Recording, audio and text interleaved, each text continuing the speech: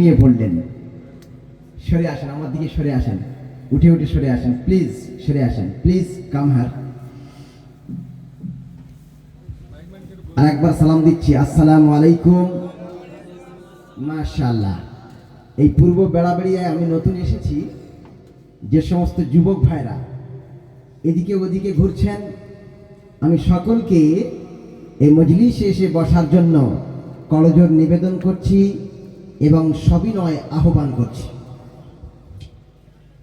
আলহামদুলিল্লাহি নাহমাদুহু ওয়া নাস্তাঈনুহু ওয়া নাস্তাগফিরুহু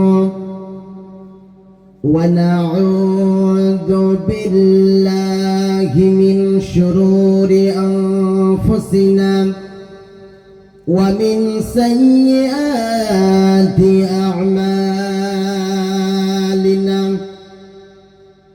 من يهد الله فلا مضل له ومن يضلل فلا هادي له ونشهد أن لا إله إلا الله وحده لا شريك له ونشهد أن سيدنا وحبيبنا ومولانا محمدا صلى الله عليه وسلم عبد الله ورسوله الذي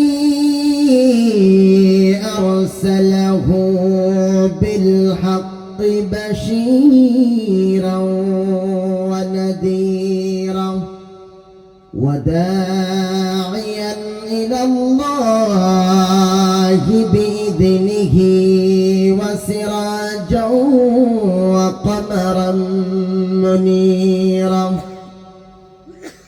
فقد قال الله تعالى في كلام المجيد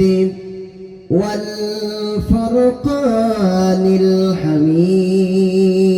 الحميد: أعوذ بالله من الشيطان الرجيم. بسم الله الرحمن الرحيم. إن الله وملائكته يصلون على النبي يا أيها الذين آمنوا صلوا عليه وسلموا تسليما. اللهم محبت করে পড়ো।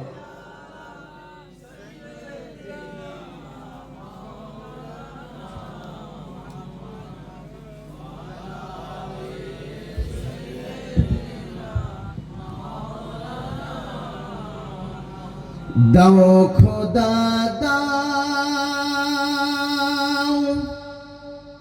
আমায় আবার উমর দারজ দিল। দাও খোদা দাও আমায় আবার উমর দারজ দিল। দাও আলীর মতো বীর সেনানী, আলীর মতো বীর সেনানী জগতে নিখিল।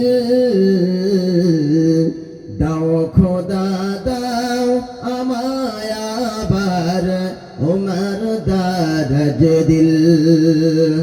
দাও খোদা দাও আমায় আবার উমর দারজ দিল। হামজাকে দাও ঘরে ঘরে জীবন দিতে ওয়াকাতরে। হামজাকে দাও জীবন দিতে অকাতরে, আবার কাবা ভাঙতে এলে, আবার কাবা ভাঙতে এলে পাঠাও আবাবিল।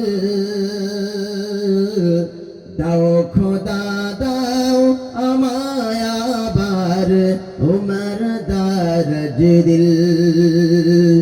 দাও খোদা দাও আমায় আবার উমর দারজ দিল।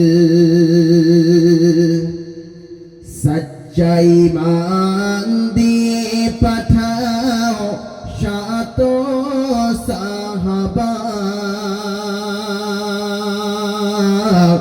সচ্চা ঈমান দিয়ে পাঠাও শত সাহাবা। তাদের দেখে বিশ্ব আবার বলুক মারহাবা। তাদের দেখে বিশ্ব আবার বলুক মারহাবা। আবার পাঠাও আবু বকর, ফিতনা ফাসাদ আশুক সমার, ওমর অটল পাহাড় সম। দাও সে মনের মিল, দাও খোদা দাও আমায় আবার উমর দারজ দিল। দাও খোদা দাও আমায় আবার উমর দারজ দিল। আল্লাহুম্মা সাল্লি আলা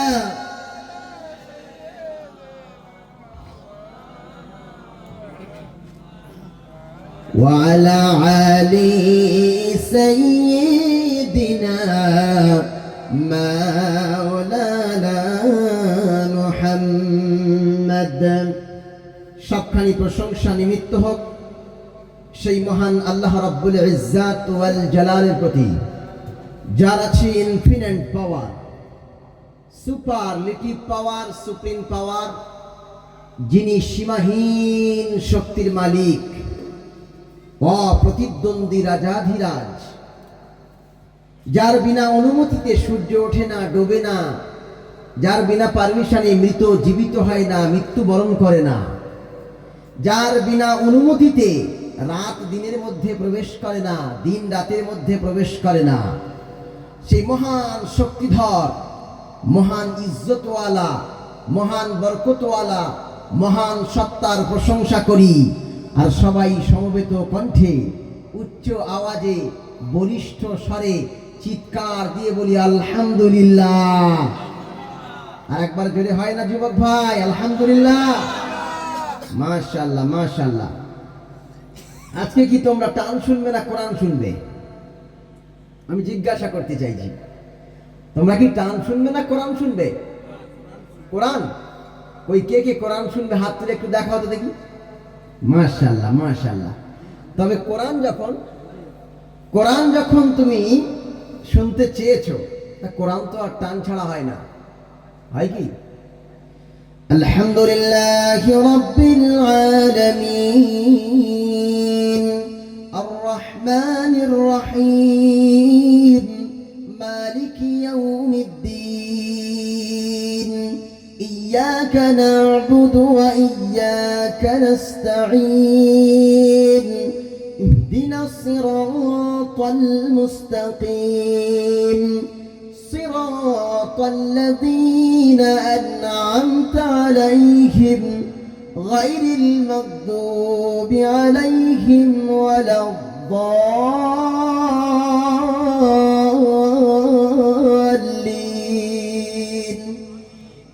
এটা কোরআন হলো না টান হলো? 2 in 1, 2 in 1। কোরআনের ভিতরে টান আছে, টান যদি না দিই তাহলে কোরআন হবে না। কি হবে না? কোরআন হবে না। আল্লাহ কোরআনের মধ্যে বলেছেন ওয়ারাত্তিল কুরআনা তারতিলা, তোমরা কোরআনকে তারতিবের সঙ্গে পড়ো। আর তারতিবের সঙ্গে পড়তে গেলে কোথাও আছে মদ্দে মুত্তাসিল, মদ্দে মুনফাসিল, মদ্দে লাজিম, কোথাও আছে আরিজি ওয়াকফি, অ মাদ্দা, ইয়া মাদ্দা, আলিফ মাদ্দা, মাদ্দা মানে টান দেওয়া। তার মানে কোরআন বুঝতে গেলে, কোরআন শুনতে গেলে, কোরআন পড়তে গেলে টান ছাড়া কোরআন হয় না, টান ছাড়া কোরআন হয় না। ওই জন্য তোমরা বুদ্ধি করেই বলেছো আমরা কোরআন শুনতে চাই, তার সঙ্গে টানটা ফ্রি পাই, তাই কি না? যাই হোক, মাশাআল্লাহ, আমি চাই বর্তমান সময়ের যুবকরা কোরআনমুখী হোক, বর্তমান সময়ের যুবকেরা ইসলামমুখী হোক, তারা সততামুখী হোক, হারামকে ছেড়ে দিক, হালাল দিকে চলে আসুক। আমি এটা চাই যে কোরআন অনুযায়ী একটা জীবন, একটা ছেলে, একটা যুবক তার জীবনকে বাস্তবায়ন করুক, এটাই আমার প্রত্যাশা। এই জন্য আজকে কোরআন নিয়ে এবং বিভিন্ন বক্তব্যে কোরআন নিয়ে আমি বক্তব্য করি। আজকেও কোরআনের বাইরে আমি বক্তব্য করব না ইনশাআল্লাহ। সবাই বলেন ইনশাআল্লাহ। সম্মানিত ভাইরা, পৃথিবীতে আল্লাহ রাব্বুল আলামিন মানুষকে সৃষ্টি করেছেন সৃষ্টির সেরা করে, তাই না? মানুষ হচ্ছে সৃষ্টির সেরা। কেন? মানুষের বিবেক আছে তাই, জ্ঞান আছে তাই। এই জন্য পৃথিবীর সব প্রাণীর চাইতে মানুষ হচ্ছে সবচাইতে উৎকৃষ্ট প্রাণী, শ্রেষ্ঠ প্রাণী। তো এই মানুষকে আল্লাহ রাব্বুল আলামিন সৃষ্টি করেছেন এবং এর পরেও জিন জাতিকেও সৃষ্টি করেছেন। এই দুই জাতির সৃষ্টি করার উদ্দেশ্য হচ্ছে আল্লাহ আনুগত্য করা, গোলামি করা, আল্লাহর হুকুমের সামনে মাথা নত করা, আল্লাহকে রব হিসাবে স্বীকার করে তার আদেশগুলোকে মেনে নেওয়া এবং নিষেধগুলোকে বর্জন করা। এটা হচ্ছে একজন নগণ্য এবং আনুগত্যশীল গোলামের পরিচয় হবে। তো আজকে আমরা দেখতে পাই আমরা গোলামি করি কার? আল্লাহর গোলামি করি। আমরা নামাজ পড়ি কোন দিকে ফিরে? জি জি জি, আমরা পশ্চিম দিকে ফিরে নামাজ পড়ি। আসলে কি আপনারা ঠিক বলেছেন যে পশ্চিম দিকে ফিরে নামাজ পড়ি? আসলে ঠিক বলেননি। আপনারা বলবেন যে কেবলার দিকে ফিরে নামাজ পড়ি। কোন দিকে? কেবলার দিকে। পৃথিবীটা হচ্ছে গোল, এর অ্যাসেম্বলি পয়েন্টে, মেইন পয়েন্টে আল্লাহ রাব্বুল আলামিন কাবা বাইতুল্লাহকে, কাবা শরীফকে রেখেছেন যাতে করে পৃথিবীর চারিদিক থেকে মানুষরা ঘুরে ঘুরে, যে পূর্ব দিকে থাকে সে পশ্চিম দিকে ফিরে, যে পশ্চিম দিকে থাকে সে পূর্ব দিকে ফিরে, যে উত্তর দিকে থাকে দক্ষিণ দিকে ফিরে, যে দক্ষিণ দিকে থাকে উত্তর দিকে ফিরে। মানে গোল সার্কেল করে সবাই কেবলার দিকে ফিরে আমরা নামাজ পড়ি, তাই না? তাহলে কেবলা বলবো, কেবলা মানে দিক, কেবলা মানে দিক। তাহলে আমরা দিক নির্ণয় করি কেবলার দিকে, মানে কাবা বাইতুল্লাহর দিকে। তাহলে আমরা কোনো দিকে সিজদা করি না, কোনো দিকে ইবাদত করি না, আমরা কেবলার দিকে ঘুরে ইবাদত করি। সম্মানিত ভাই আমার, আমি একটা প্রশ্ন চিহ্ন দিয়ে আমার বক্তব্য শুরু করতে চাই। পৃথিবীর মানব মণ্ডলী, আল্লাহ রাব্বুল আলামিন পৃথিবীর মানুষকে এক জায়গায় একদিকে ফেরার জন্য কাবা বাইতুল্লাহকে তৈরি করেছেন, যাতে করে পৃথিবীর মানুষ একদিকে ইউনিটি তৈরি করে, একদিকে দলবদ্ধ তৈরি করে কাবা বাইতুল্লাহর দিকে ফিরে নামাজ পড়ে। মানুষের ভিতরে যেন বিভেদ সৃষ্টি না হয়। হয়তো তবলিগ ভাইরা বলবে আমরা দক্ষিণ দিকে ফিরে নামাজ পড়ব, হেজবুল্লাহ ভাইরা বলবে পশ্চিম দিকে ফিরে নামাজ পড়ব, আবার কি যুবকরা বলবে আমরা দক্ষিণ দিকে ফিরব, আবার মুরব্বীরা বলবে না না না আমরা পূর্ব দিকে ফিরে নামাজ পড়ব। মানুষের ভিতরে দ্বিমত তৈরি হয়ে যাবে। এই জন্য আল্লাহ রাব্বুল আলামিন কাবাকে পৃথিবীর অ্যাসেম্বলি পয়েন্টে, মেন পয়েন্টে রাখলেন, আর পৃথিবীর মানুষকে কাবা বাইতুল্লাহর দিকে ফিরে নামাজ পড়তে হুকুম জারি করলেন। জোরে বলুন সুবহানাল্লাহ। আমি আপনাদের সামনে একটা প্রশ্ন চিহ্ন দিয়ে বক্তব্য শুরু করছি। প্রশ্ন চিহ্নটা হলো এই, আমি যখন ত্রিপুরায় যাচ্ছিলাম প্লেনে করে, কলকাতা টু আগরতলা, প্লেনে যখন উঠলাম এক হিন্দু ভাই আমাকে প্রশ্ন করলো, আমাদের হিন্দু ভাইরা তো পুজো করে, তোমরাও তো পুজো করো। আমি বললাম কিভাবে আমরা পুজো করি? তা বলছে তোমরা তো একটা ঘরকে পুজো করো, ওই ঘরটার নাম হচ্ছে কাবা। ওই ঘরটার নাম কি? কাবা। আচ্ছা, আমি আপনাদের জিজ্ঞাসা করতে চাই, আমরা কি কাবা শরীফকে পূজা করি? উত্তর ভালো করে দিতে পারলেন না, জোরে বলেন। কাবা শরীফকে কি আমরা পূজা করি? না, কাবা শরীফকে আমরা পূজা করি না। কাবা শরীফকে আমরা দিক নির্ণয় করি, দিক নির্দেশনা করে আমরা কাবার দিকে ফিরে নামাজ পড়ি? তো এর জবাবটা দেওয়ার জন্য আমি 12টা পয়েন্ট তৈরি করে নিয়ে এসেছি, যাতে করে এর যত আদ্যপন্থ আছে আমি আপনাদের সম্মুখে একদম তাফসীর আকারে তুলে ধরতে পারি। আমা তাওফীক ইল্লা বিল্লাহ, আলাইহি তাওয়াক্কালতু ওয়া ইলাইহি উনীব। আমি আপনাদের কাছে কোরআন আল কারীম থেকে তথ্য তুলে নিয়ে পয়েন্ট আকারে আমি আপনাদের সম্মুখে সাজিয়ে উপস্থাপন করছি। সম্মানিত ভাই আমার, প্রথম নম্বর প্রশ্ন হলো কাবা কি? প্রথম প্রশ্ন হলো কাবা কি? কাবা হলো একটা পাথরের তৈরি ঘর, যে ঘরটি আল্লাহ মানুষের মাধ্যমে, কোন নবীর মাধ্যমে, নবীদের মাধ্যমে তৈরি করেছে। এই একটি কালো পাথর দ্বারা নির্মিত একটি ঘরের নাম হলো কাবা বাইতুল্লাহ। এই কাবা বাইতুল্লাহটি কোথায়? কাবা বাইতুল্লাহ মক্কায় অবস্থান করছে, মক্কায় অবস্থান করছে। এই কাবা বাইতুল্লাহ কেন আল্লাহ তৈরি করলেন? এই জন্য যে মানুষ যেন ইউনিটি তৈরি করতে পারে, একতার প্রতীক হিসাবে আল্লাহ কাবা বাইতুল্লাহকে তৈরি করলেন, যাতে করে সব মানুষ একদিকে ফিরে নামাজ পড়তে পারি। আমরা কাবাকে ইবাদত করি না, কাবার ইবাদত করি না, কাবার দিকে দিক নির্ণয় করি। যেমন আমরা ভারতবর্ষের পতাকা, তিরঙ্গা পতাকা, এই পতাকাকে সম্মান করি কিনা? সম্মান করি। যেমন তেমন আমরা কাবা বাইতুল্লাহকেও সম্মান করি। কি করি? সম্মান করি, কারণ তার দিকে ফিরে আমরা নামাজ পড়ি। অনেকে বলে যে আমরা কাবা পূজা করি না।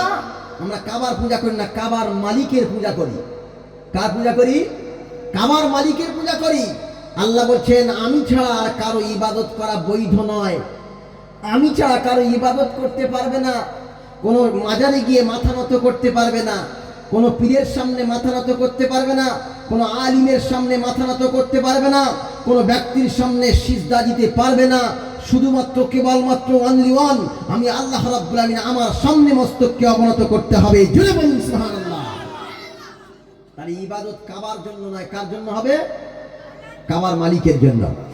আল্লাহ রাব্বুল আমিন কোরআনুল কারীমের মধ্যে বলেন, পৃথিবীর মানব মণ্ডলী শোনো শোনো, আল্লাহ রাব্বুল আমিন বলেন, কুল ইন্না সালাতি ওয়া নুসুকি ওয়া মাহইয়ায়া ওয়া মামাতি লিল্লাহি রাব্বিল আলামিন। জোরে বলুন আল্লাহু আকবার।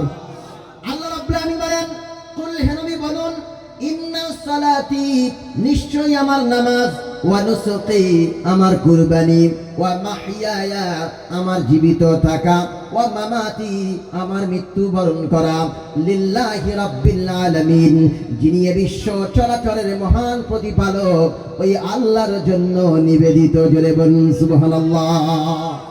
তাহলে আমার নামাজ, আমার রোজা, আমার হজ, আমার সাদকা, আমার জীবিত থাকা, আমার মৃত্যুবরণ করা, সবটা কার জন্য বলুন তো? সবটা কার জন্য? আপনারা যদি আতরের দিকে, সেন্টের দিকে চেয়ে থাকেন, তাহলে কোরআন তো এখানে অপমানিত হয়ে যায়। তাহলে আমাদের নামাজ, রোজা, হজ, যাকাত কার জন্য? আল্লাহর জন্য। তাহলে আমরা নামাজ পড়ি কার জন্য? আল্লাহর জন্য। কিন্তু আমরা কাবার জন্য ইবাদত করি না। কাবাকে ইবাদত করি কি? কাবাকে পুজো করি না। আল্লাহ বলছেন, কুল হে নবী বলুন, ইন্না সালাতি নিশ্চয় আমার নামাজ, ওয়া নুসুকি আমার কুরবানি, ওয়া মাহইয়ায়া আমার বেঁচে থাকা, ওয়া মামাতি আমার মরে যাওয়া, লিল্লাহি রাব্বিল আলামিন এ বিশ্ব চরাচরের মহান সত্তা আল্লাহর জন্য। জোরে বলুন সুবহানাল্লাহ। সম্মানিত ভাই আমার, তার মানে হলো আমরা কাবার ইবাদত করি না, কাবার উপাসনা করি না, কাবার জন্য আমরা সিজদা দিই না, কাবার মালিকের জন্য সিজদা দিই।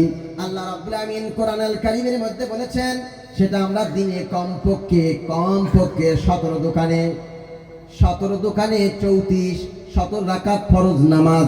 এই 17 রাকাত ফরজ নামাজে কমপক্ষে 17 বার পড়ি আর বলি, ইয়্যাকা না'বুদু ওয়া ইয়্যাকা নাস্তাঈন।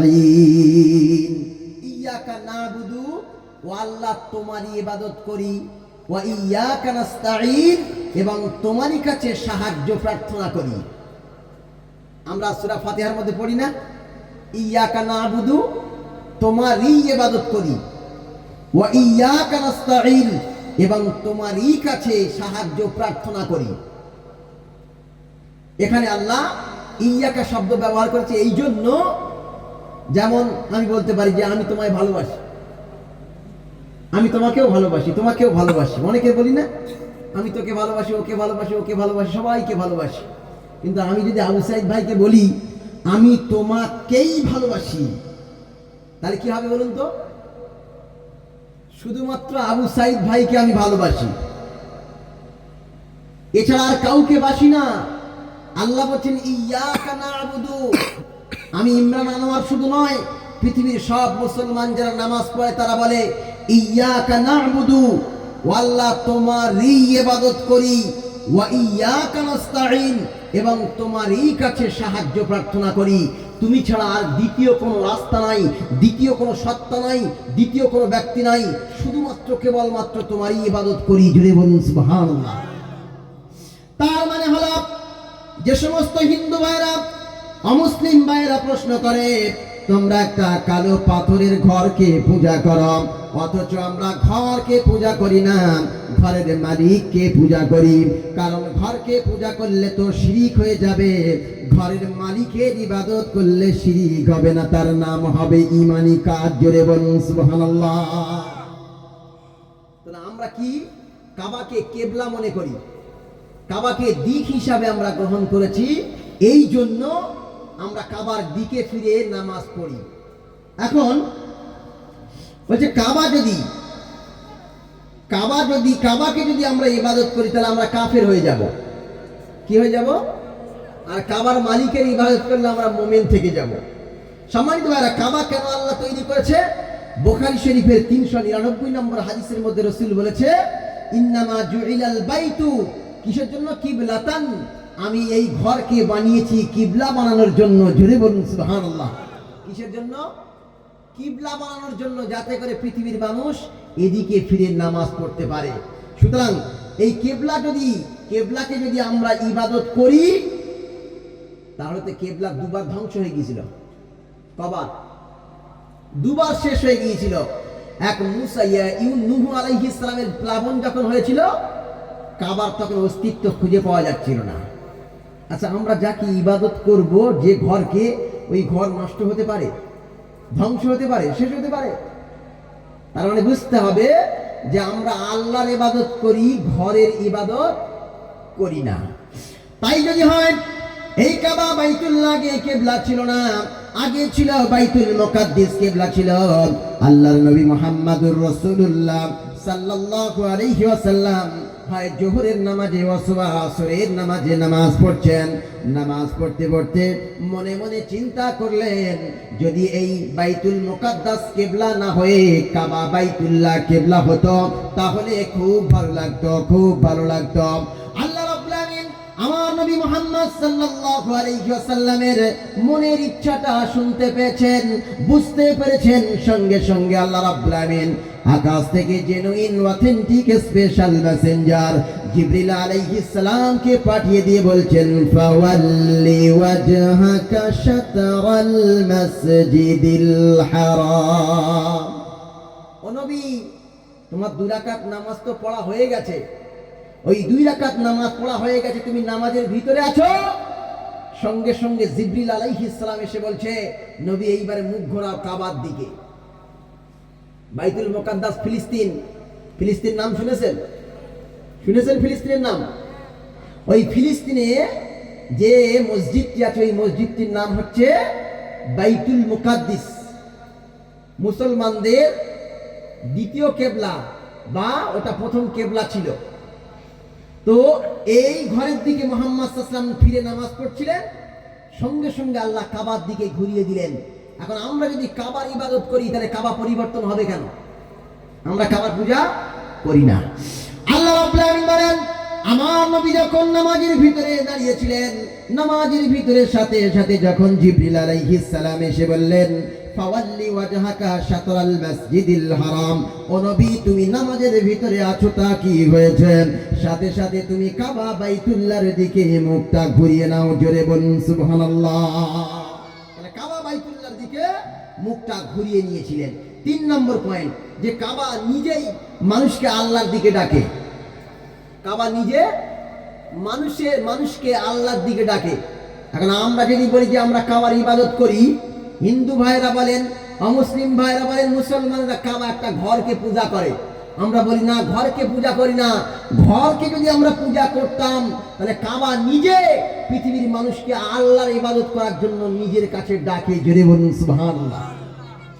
তার দলিলটা হলো সূরার নাম হলো সূরা জিন, আয়াত নাম্বার হলো 18। আল্লাহ রাব্বুল আলামিন কোরআন আল কারীমের মধ্যে বলেন, ওয়া আন্নাল মাসাজিদা লিল্লাহি ফালা তাদউ মা'আল্লাহি আহাদা। আল্লাহ রাব্বুল আলামিন বলেন, হে পৃথিবীর মানুষ, ওয়া আন্নাল মাসাজিদা লিল্লাহ, পৃথিবীর সব মসজিদগুলো হলো আল্লাহর জন্য। কাবা বাইতুল্লাহ হচ্ছে একটা মসজিদ। কাবা বাইতুল্লাহ হলো মসজিদুল হারাম বলা হয়। আর একটা হলো মসজিদে নববী, এটাও একটা বড় মসজিদ, রাসূলুল্লাহর মসজিদ। আর একটা হচ্ছে মসজিদে আকসা, যেটার নাম হলো কি বললাম, যেটার নাম হলো বাইতুল মুকাদ্দিস। পৃথিবীর যত মসজিদ আছে আল্লাহ এখানে মাসাজিদ শব্দ ব্যবহার করেছেন। ওয়া আন্নাল মাসাজিদা লিল্লাহ, পৃথিবীতে যত মসজিদ আছে সব মসজিদ গুলো হলো আল্লাহর। জোরে বলুন সুবহানাল্লাহ। আমি কাবা বাইতুল্লাহ, আমিও আল্লাহর। বাইতুল মুকাদ্দাস আল্লাহ, মসজিদে নববী আল্লাহ, বাবরি মসজিদ আল্লাহ, পূর্ব বেড়াবেড়িয়া মসজিদ আল্লাহ, আমি যেখানে থাকি দাসপাড়া জামে মসজিদ আল্লাহ, দিল্লির জামে মসজিদ আল্লাহ, কলকাতার নাখোদা মসজিদ আল্লাহ। সব মসজিদ কার? তাহলে কাবা বাইতুল্লাহ যেন বলছে, আমি তো কাবা, আমি তো মসজিদে হারাম, আমি তো আল্লাহ। তাহলে ওরা আমার পুজো করবে কেন? পূজা করতে হলে এই কাবার মালিকের পূজা করো। আল্লাহ রাব্বুল আলামিন বলেন, হে পৃথিবীর মানব মণ্ডলী, যারা বলছো যে কাবাকে মুসলমানেরা পুজো করে, অথচ কাবা বাইতুল্লাহ মানুষদেরকে ডেকে ডেকে বলে, হে পৃথিবীর মানুষেরা, পৃথিবীর সব মসজিদগুলো হলো আল্লাহর, পৃথিবীর সব মসজিদগুলো হলো আল্লাহর। আমি কাবা বাইতুল্লাহ নিজে আল্লাহর হয়ে গেলাম আর বললাম, ফালা তাদউ মা'আল্লাহি ইলাহান ফালা তাদউ মা'আল্লাহি আহাদা। তোমরা কাউকে ডেকো না আল্লাহর সঙ্গে। মানে আল্লাহর ইবাদত করি, এর সঙ্গে যদি কাবারও ইবাদত করি তাহলে কাবার সঙ্গে আল্লাহর শিরিক হয়ে যাবে। কি হয়ে যাবে? শিরিক হয়ে যাবে। যেমন আল্লাহর সামনে মাথা নত করি, তেমন যদি কাবার সামনে মাথা নত করে বলি, ও কাবা আমি তোমার ইবাদত করি, তাহলে কিন্তু শিরিক হয়ে যাবে।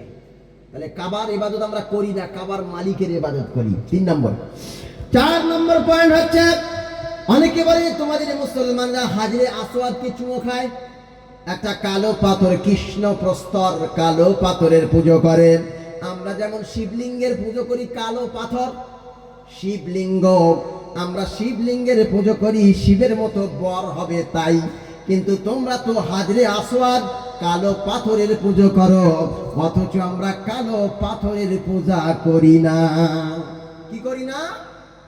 আমরা কি কালো পাথরের পূজা করি না? আজকে এই ছোট্ট ছোট্ট পয়েন্টগুলো শুনে যান। অনেকে বলে কালো পাথরের পূজা করি। না না না, আমরা কালো পাথরের পূজা করি না। তাই যদি হতো, বিশ্বনবী মুহাম্মদুর রাসূলুল্লাহ সাল্লাল্লাহু আলাইহি ওয়াসাল্লাম এর সাহাবী হযরত ওমর রাদিয়াল্লাহু তাআলা আনহু বলেন, ইন্নী আ'লামু আন্নাকা হাজারুন, আমি জানি যে ও পাথর, তুমি তো হলে একটা পাথর। ওমর রাদিয়াল্লাহু তাআলা আনহু হাজরে আসওয়াদ পাথরকে বলছে, তুমি একটা পাথর। ইন্নী আ'লামু, আমি জানি, আন্নাকা হাজারুন, তুমি তো একটা পাথর। ফালা তাদুররু ওয়ালা তানফাউ, তুমি তো কোনো ক্ষতি করতে পারো না আর কোনো উপকার করতে পারো না। যেমন হাজরে আসওয়াদ কোনো ক্ষতিও করতে পারে না, কোনো উপকার করতে পারে না, তেমন পৃথিবীর সব পাথরগুলো কোনো ক্ষতি করতে পারে না, কোনো উপকার করতে পারে না। সুতরাং পাথরের সামনে মাথা নত করার কোনো সুযোগ নাই। তবে আমরা হাজরে আসওয়াদকে তাজিম করি, সম্মান করি। আর চুমো খাই কেন?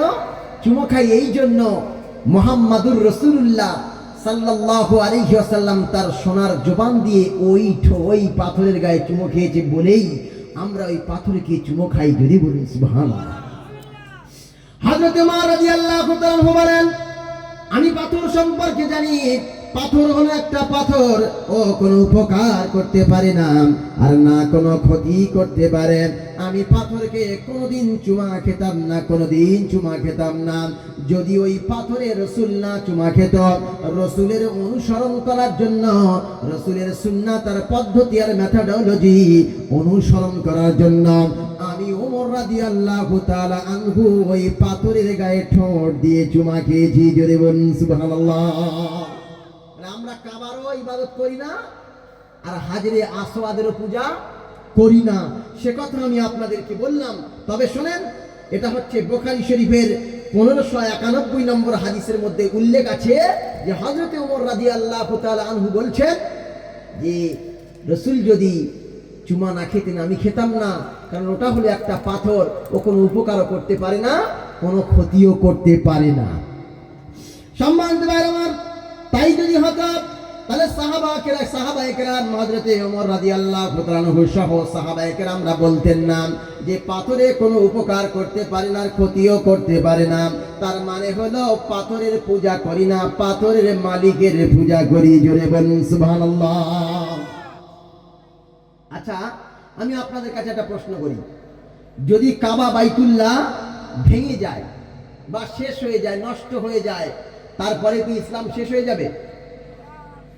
হ্যাঁ, কাবা বাইতুল্লাহ যদি ভেঙে যায়, অনেকবার তো ভেঙে গিয়েছে,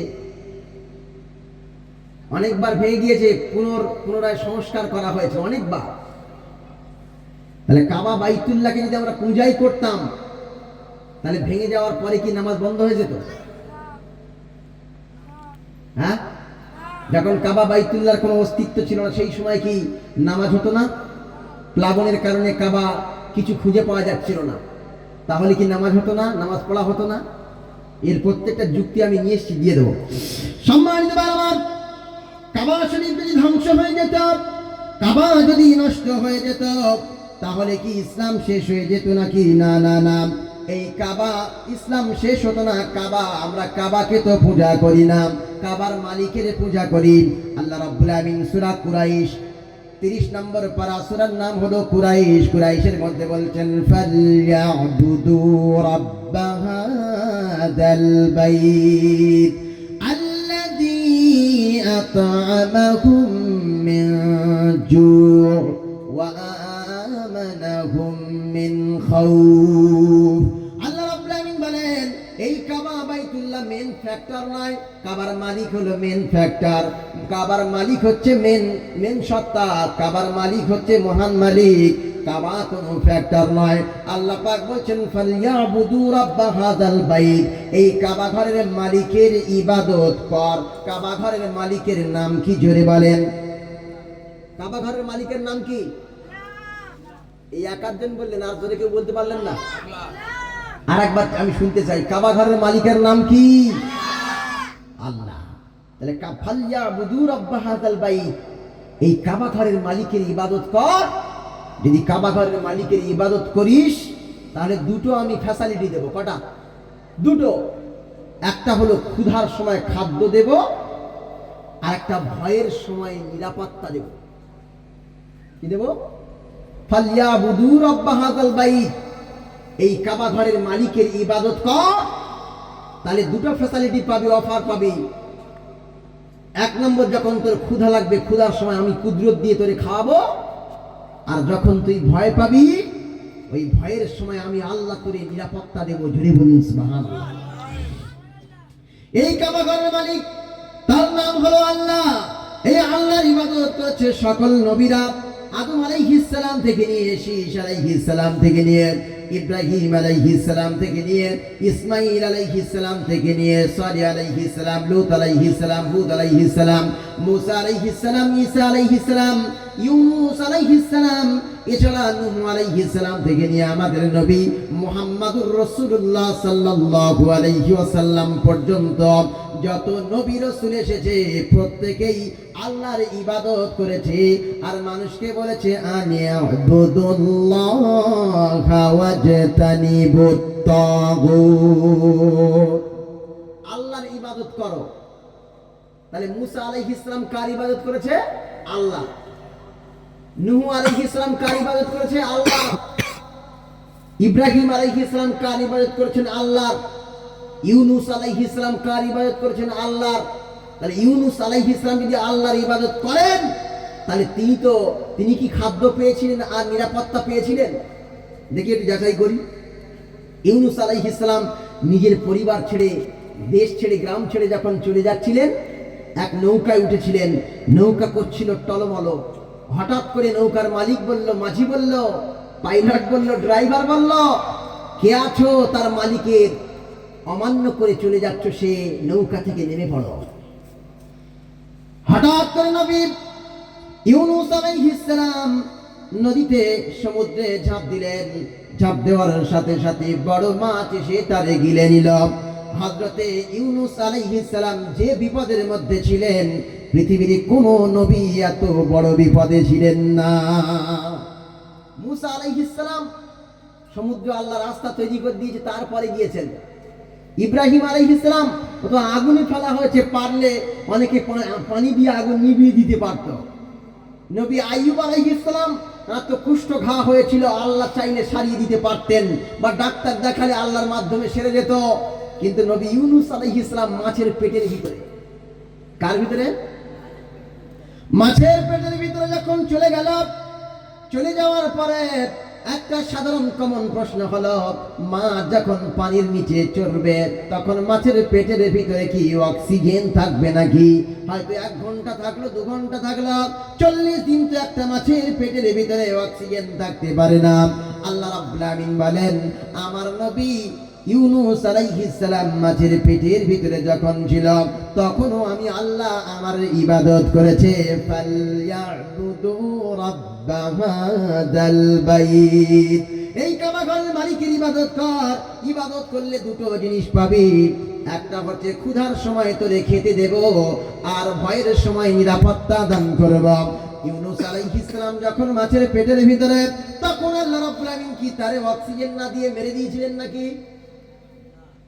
হ্যাঁ, অক্সিজেন তো একটা খাবার। বেঁচে থাকার সবচেয়ে বড় রসদ হচ্ছে অক্সিজেন। কি বললাম? অক্সিজেন।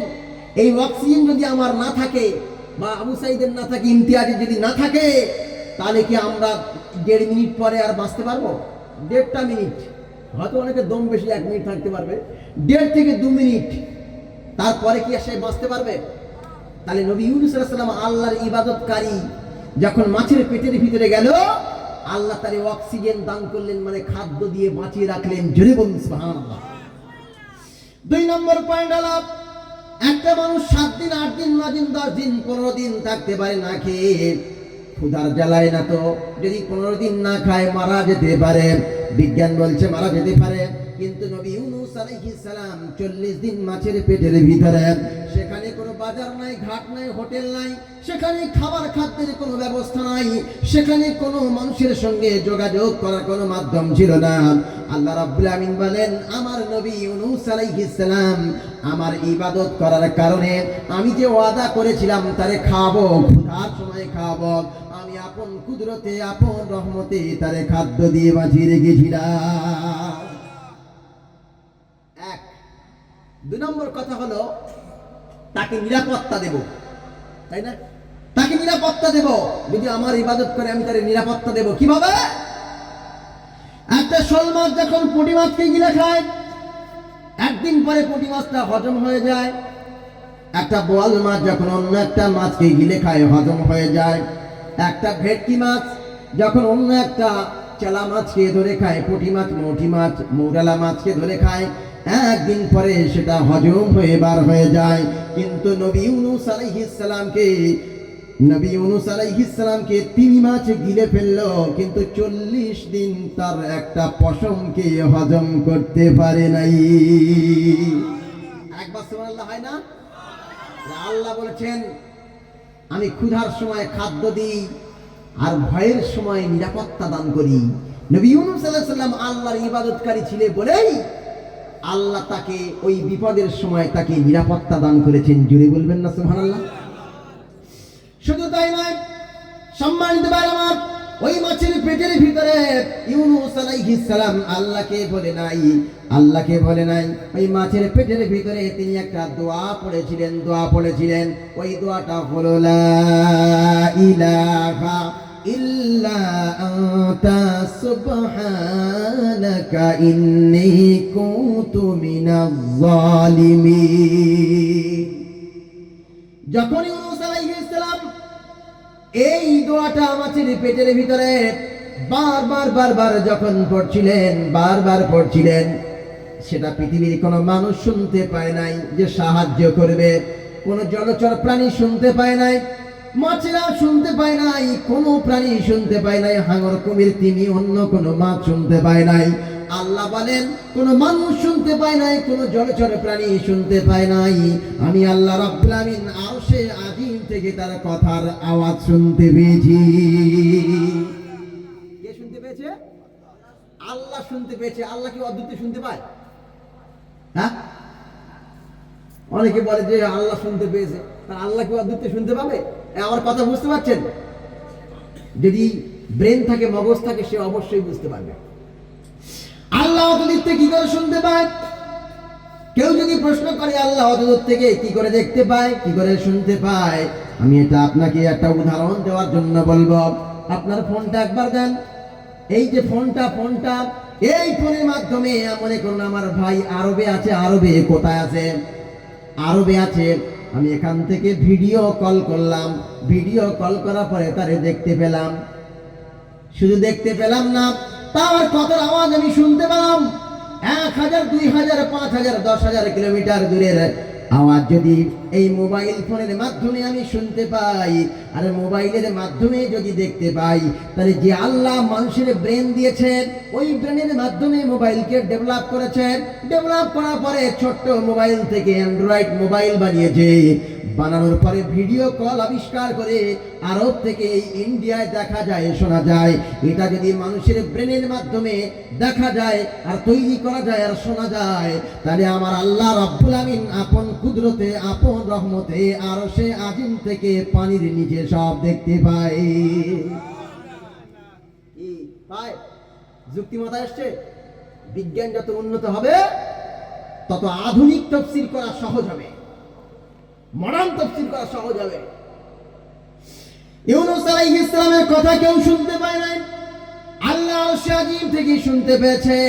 শুনতে পাওয়ার পরে সেখান থেকে জবাব দিয়েছে, ফাস্তাজাবনা লাহু ওয়া নাজ্জাইনাহু মিনাল গাম্মি ওয়া কাযালিকা নুনজিল মুমিনিন। জোরে বলুন আল্লাহু আকবার।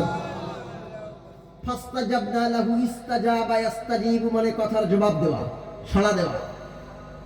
উদউনি আস্তাজিব লাকুম, আমার ডাকো আমি তোমাদের সাড়া দেব। ইউনূস আলাইহিস সালাম ডাক দিয়েছেন, লা ইলাহা ইল্লা আনতা, তুমি ছাড়া কোনো মাবুদ নাই, সুবহানাকা, তোমার জাত পবিত্র, ইন্নী কুনতু মিনাজ জালিমিন, নিশ্চয়ই আমি জালিমদের অন্তর্ভুক্ত। তো আল্লাহর কথা শুনে নবী ইউনূস আলাইহিস সালামের কথার জবাব দিয়ে বললেন, ফাস্তাজাবনা লাহু, আমি তার কথার জবাব দিলাম, ওয়া নাজ্জাইনাহু মিনাল গাম, তাকে এই মাছের পেট থেকে, বিপদ থেকে বাঁচালাম। ওয়া কাযালিকা নুনজিল মুমিনিন, এমনই ভাবে যদি পৃথিবীর কোনো মুমিন বান্দা বিপদে আপদে বালা মুসিবতে কোনো কষ্টের ভিতরে পড়ে যায়, আর যদি সে প্রকৃত ঈমানদার হয়, আমি অনুরূপ ভাবে ইউনূস আলাইহিস সালামের মতো মারাত্মক বিপদ থেকে তারে বাঁচাবো। জোরে বলুন সুবহানাল্লাহ। অন্য জায়গায় কোরআনের ভিতরে আল্লাহ রাব্বুল আলামিন বলেন, নবী ইউনূস আলাইহিস সালাম যদি মাছের পেটের ভিতরে তাসবিহ না পড়তো, তাহলে আমি আল্লাহ রাব্বুল আমিন ইউনূস আলাইহিস সালামকে মাছের পেটের ভিতরে কিয়ামত পর্যন্ত রেখে দিতাম। কোথায়? ফি বাতনিহি ইলা ইয়াউমি ইউবাসুন। ফি বাতনিহি, হাফেজ আপনি ফি বাতনিহি, সেই মাছের পেটের ভিতরে, ইলা ইয়াউমি ইউবাসুন, কিয়ামত পর্যন্ত রেখে দিতাম। যদি নবী ইউনূস আলাইহিস সালাম মাছের পেটের ভিতরে আমার কাছে কৃতজ্ঞতা স্বীকার না করতো, লা ইলাহা ইল্লা আনতা সুবহানাকা ইন্নী কুনতু মিনাজ জালিমিন, আল্লাহ আমি জালিম, তারপরেও আমাকে কেন শাস্তি দাও, আমাকে ক্ষমা করে দাও। আল্লাহ তারা ক্ষমা করলেন, তার সেখান থেকে বাঁচালেন। তাহলে আল্লাহ পাক বলছেন ফালিয়াবুদু রাব্বা হাযাল বাইত, এই কাবা ঘরের মালিকের ইবাদত কর, তাহলে আমি তোর ক্ষুধার সময় খেতে দেব আর ভয়ের সময় নিরাপত্তা দান করবো। জুড়ে বলুন আর একবার, জোরে হয় না? একটু মহাব্বত করে হয় না? সম্মানিত ভাই-বোন, এরপরে আরো একটা কথা হলো, অনেকেই প্রশ্ন করতে পারে যে আল্লাহ যখন ইবাদত নেবেন, বান্দা তার ইবাদত করবে, তাহলে কাবা বাইতুল্লাহর কি প্রয়োজন ছিল? ওই বললাম প্রয়োজন এই একদিকে ফিরে নামাজ পড়া একটা সৌন্দর্যের জন্য। আল্লাহ রাব্বুল আলামিন বলেন কাবার আমার প্রয়োজন নাই, কোন জিনিসের প্রয়োজন নাই, কারণ আমি কোন জিনিসের মুখাপেক্ষী নয়। আল্লাহ পাক কোরআনের মধ্যে বলেছেন কুল হুয়াল্লাহু আহাদ আল্লাহুস সামাদ। আল্লাহুস সামাদ, আল্লাহ হচ্ছেন অমুখাপেক্ষী, তার কিছুর প্রয়োজন নেই। যদি কাবা থাকে আমাদের জন্য সুবিধা, কাবার দিকে ফিরে আমরা নামাজ পড়তে পারবো। আর যদি কাবা না থাকতো তাহলে আমাদের ভিতরে মারামারি বেঁধে যেত।